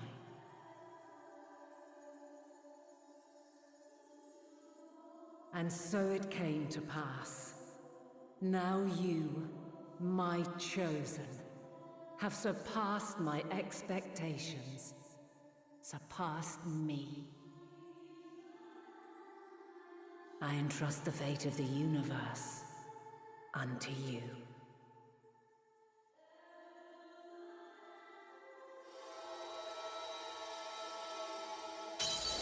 This crystal contains the memory of Meteion's passage through the stars. Deliver it unto the Loporrits. They will guide you to her.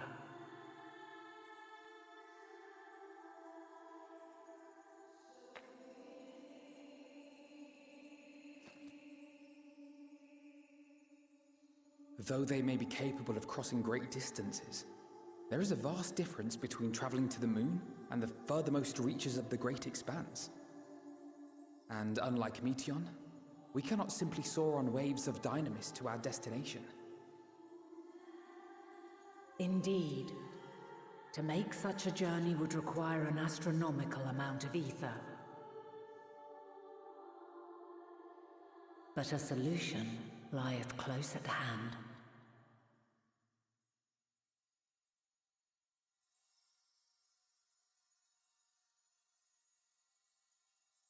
Of course. Yes, my child.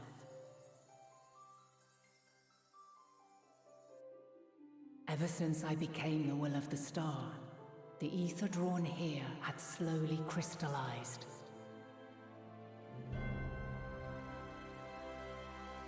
They who have answered my call know it well.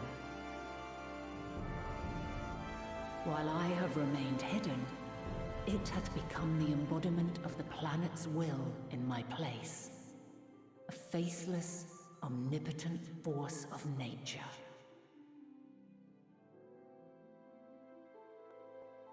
The Mother Crystal, our final hope.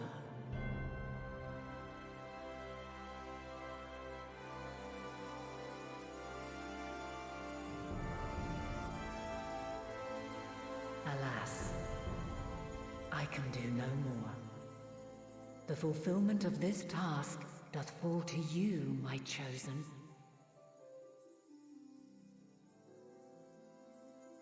Now, heed these words. Darkness and light, despair and hope. As goeth one, so goeth the other. Become light, become hope.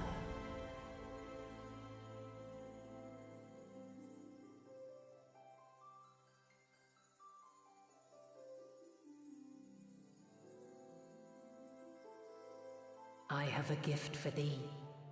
Come closer.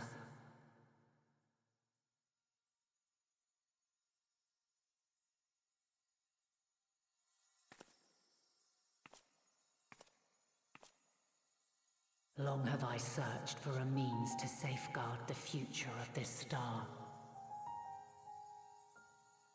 Though I knew failure after failure, by recalling thy tales and my promise to thee, I found the strength to carry on.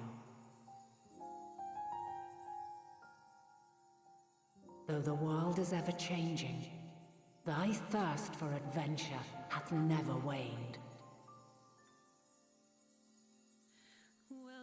Thine unshakable resolve never ceases to amaze, to inspire. As a mark of my gratitude, I bestow this final gift. Thou dost possess the crystal of Azan, yes?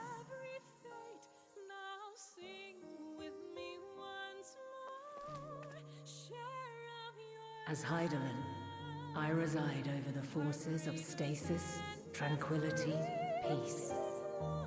The laws which impart stability to existence itself. I will weave this self-same power into the crystal, granting thee mastery over matter, to give form to the formless. Use it wisely, or it will not last indefinitely. As thou hast seen on thy journey through the ethereal sea, souls are drawn to thee. Mayhap this trait will prove to be a boon rather than a hindrance.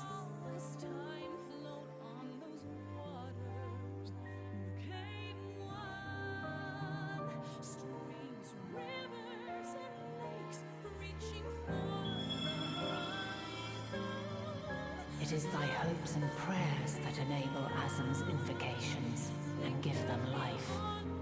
So keep them close. But pray, remember this. When the way forward is hidden, even from the mind's eye, look not to the invocation, but within yourself. These were the words of the crystal's original bearer.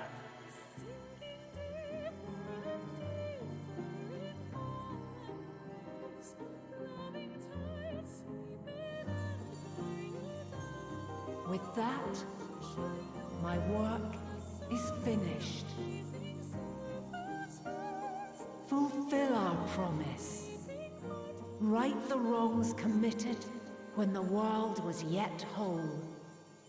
Silence the song of oblivion. Teach her a brighter melody. Show her our journey is far from over.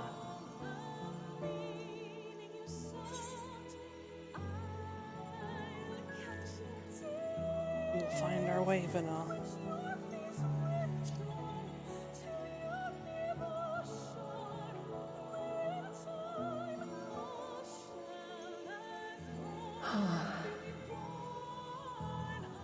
Of this, I have no doubt.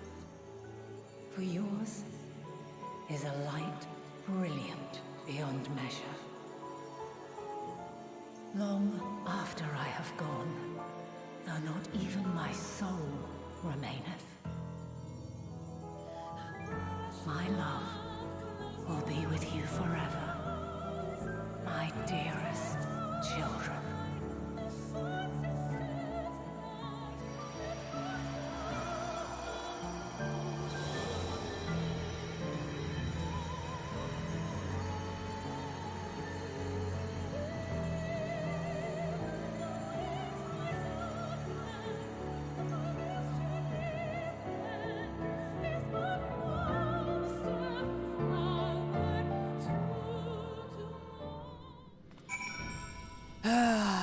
So Hydaelyn is gone.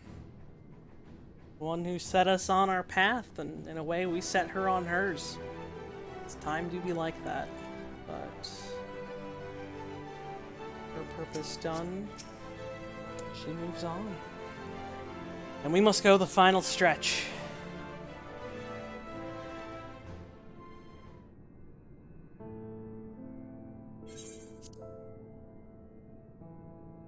Glad to see you well.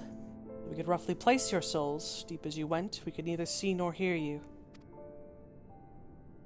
Fluctuations in your ether near the end gave me quite a fright. What in the world happened?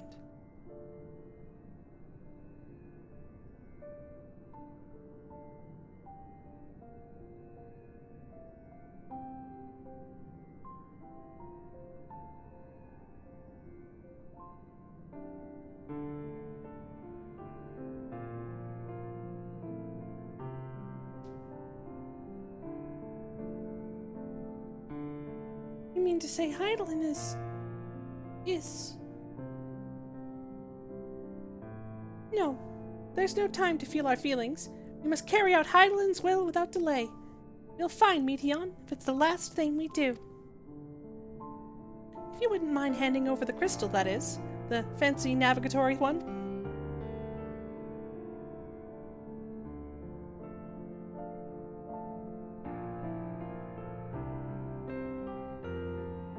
The edge of the universe, where congregates the despair of countless stars. You are determined to see this through? We are. Should words fail us, we will fight to the bitter end. I know that it pains you to accept this. Would that I need ask nothing more of you. Yet we have only two means to travel the great expanse, the moon and Charleon's Ark. I am all too aware that without both of them there will be no exodus, but I nevertheless beg you to honor the agreement we made.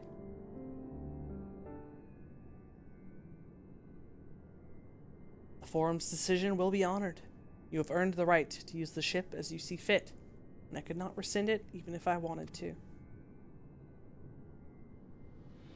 As it happens, I do not, and will do all in my power to aid your cause.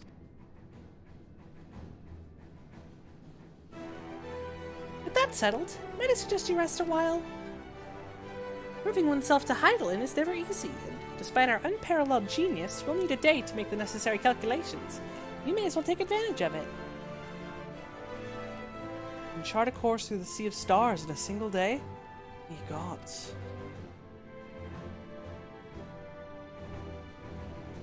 Shall we head above ground for some fresh air then, and perhaps a nap?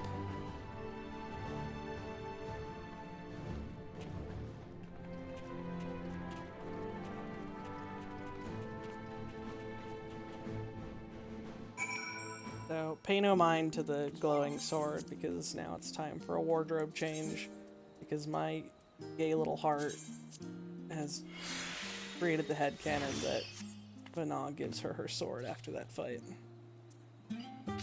Along with Azim's crystal, she's gifted the blade. Because I have very lesbian feelings about Vana. Wah! All the pretty girls in this game are dying!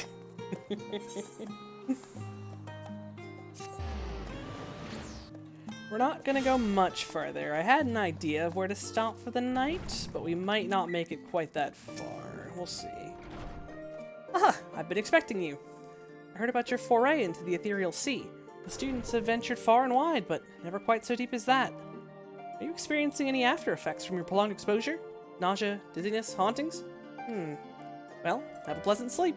If you do experience any unusual phenomena, please let me know. I shall add it to our records. There will be no cute girls for Kin to flirt with. Okay, Yushtola is also an attractive woman, but like she's halfway out the door. She's blind as shit. Slowly dying.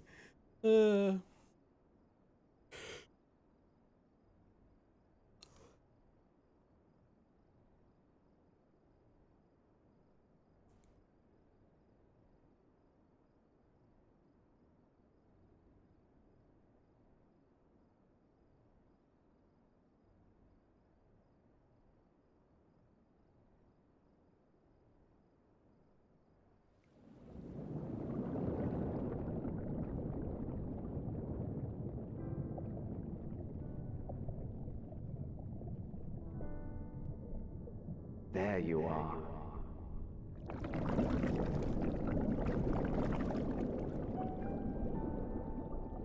Some time, indeed, yes. For you, at least.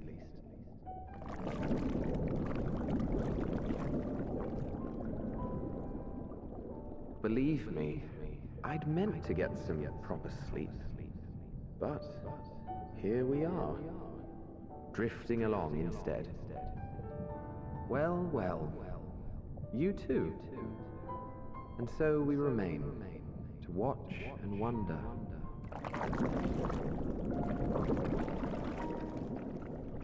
The voice of Hythlodaeus, but... Yes, who is he speaking indeed. To begin, we first must see the end.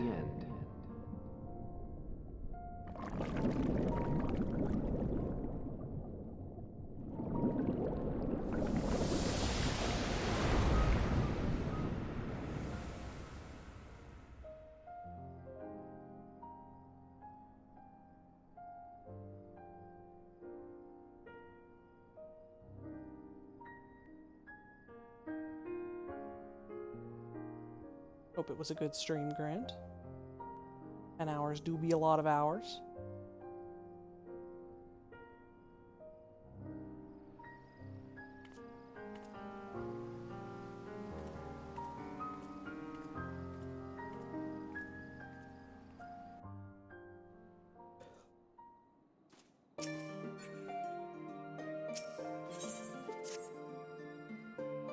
Kinliana, I trust you've had a good rest.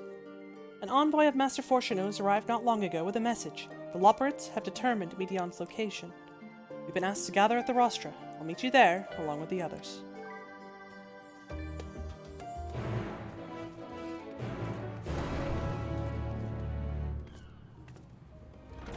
Very nice, very nice. I've not played Genshin in many moons. Many, many moons.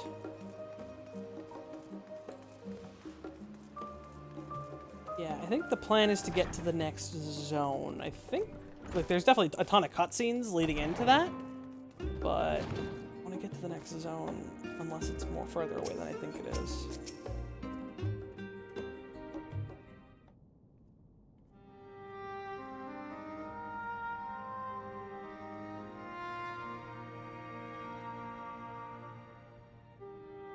Everyone appears to be present and accounted for. Good. As you know, Loporrits have deduced the whereabouts of Medion by means of a crystal bequeathed to us by Hydaelyn herself. Your quarry's location is in a place far beyond the moon, in the farthest reaches of the Sea of Stars, at the edge of creation.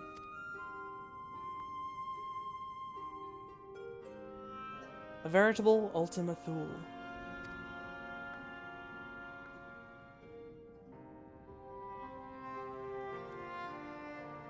Indeed. How then are we to reach it? An excellent question. Luckily for you, I have an equally excellent answer. In theory, with its advanced propulsion system, the moon is capable of delivering you into Ultima Thule, but the myriad of other facilities housed within would greatly impede travel through the Sea of Stars. Even the Mother Crystal may not possess enough ether to bear so massive a vessel to our destination and back. However, if we integrate our hyperhopper into your ether burner, we should be able to fire things up and jump our way to the end of the universe in no time. Father, does this mean...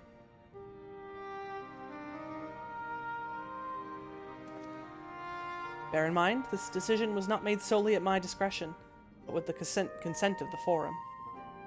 Hearing the Loporrits' proposal, the Forum was faced with a grave decision.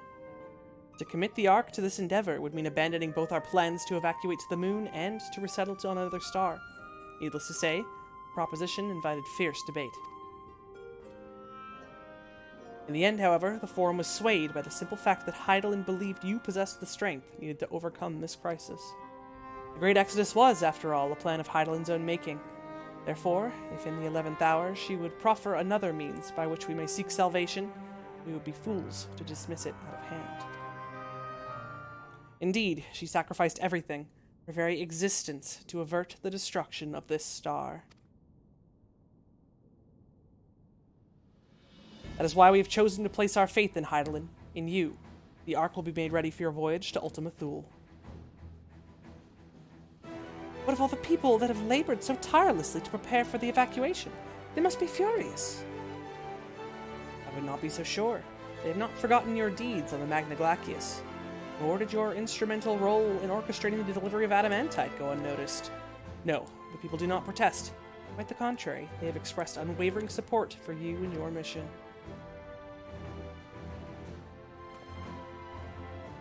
Are the Loporrits too willing to abandon the Exodus? Were you not listening when we said we were born of Hydaelyn's love for Aetheris and its people? If it means your survival, we would do anything to help. And you'll most certainly have need of our expertise where you're going.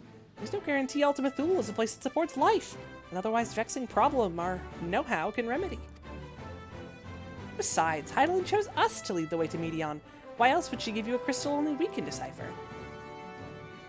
But more importantly, we were perfectly content to evacuate Aetheris until you brought us here, Urianger, and now we're enamored with the place, so what choice do we have but to save it?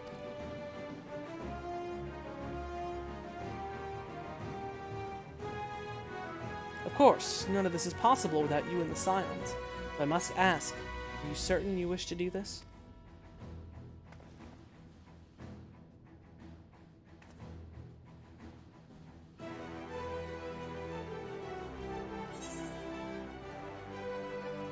We'll avert the final days, whatever it takes.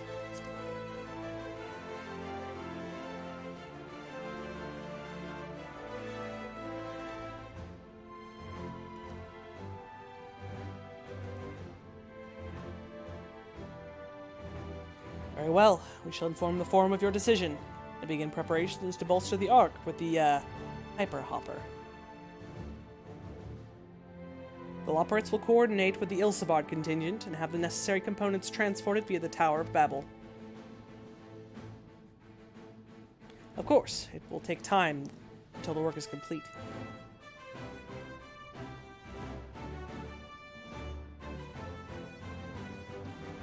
For now, pray take your ease.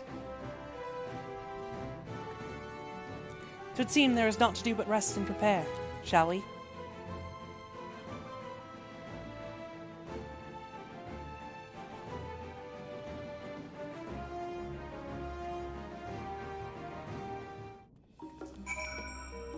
Yeah, there is more cutscenes to get where I wanted to than I remember, because we have to, like, there's like a whole section here where we're like told to relax and people are going around town and stuff. So I think we're gonna call it there.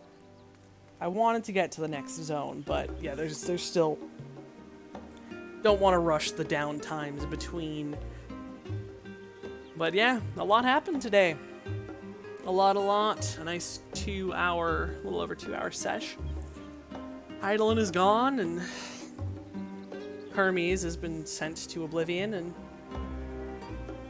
we must go defeat Meteon at the edge of the world. Well, edge of the universe. Yeah, but we'll do that next time. I am going to go sleep, because I do be kind of tired. Tomorrow is Saturday, and Saturday is my free day, so who knows what's gonna happen. Maybe more of this, maybe more speedruns, maybe I just sleep all day. It's really up in the air, but I hope to see you there if I do something tomorrow. Thank you again for the host, Grand. I'm glad you had a fun stream, and thank you to anyone who might still be lurking. Have a good night, and see you next time. Go to bed, Grand. It's like 8 a.m. for you. That was an overestimate, I know. But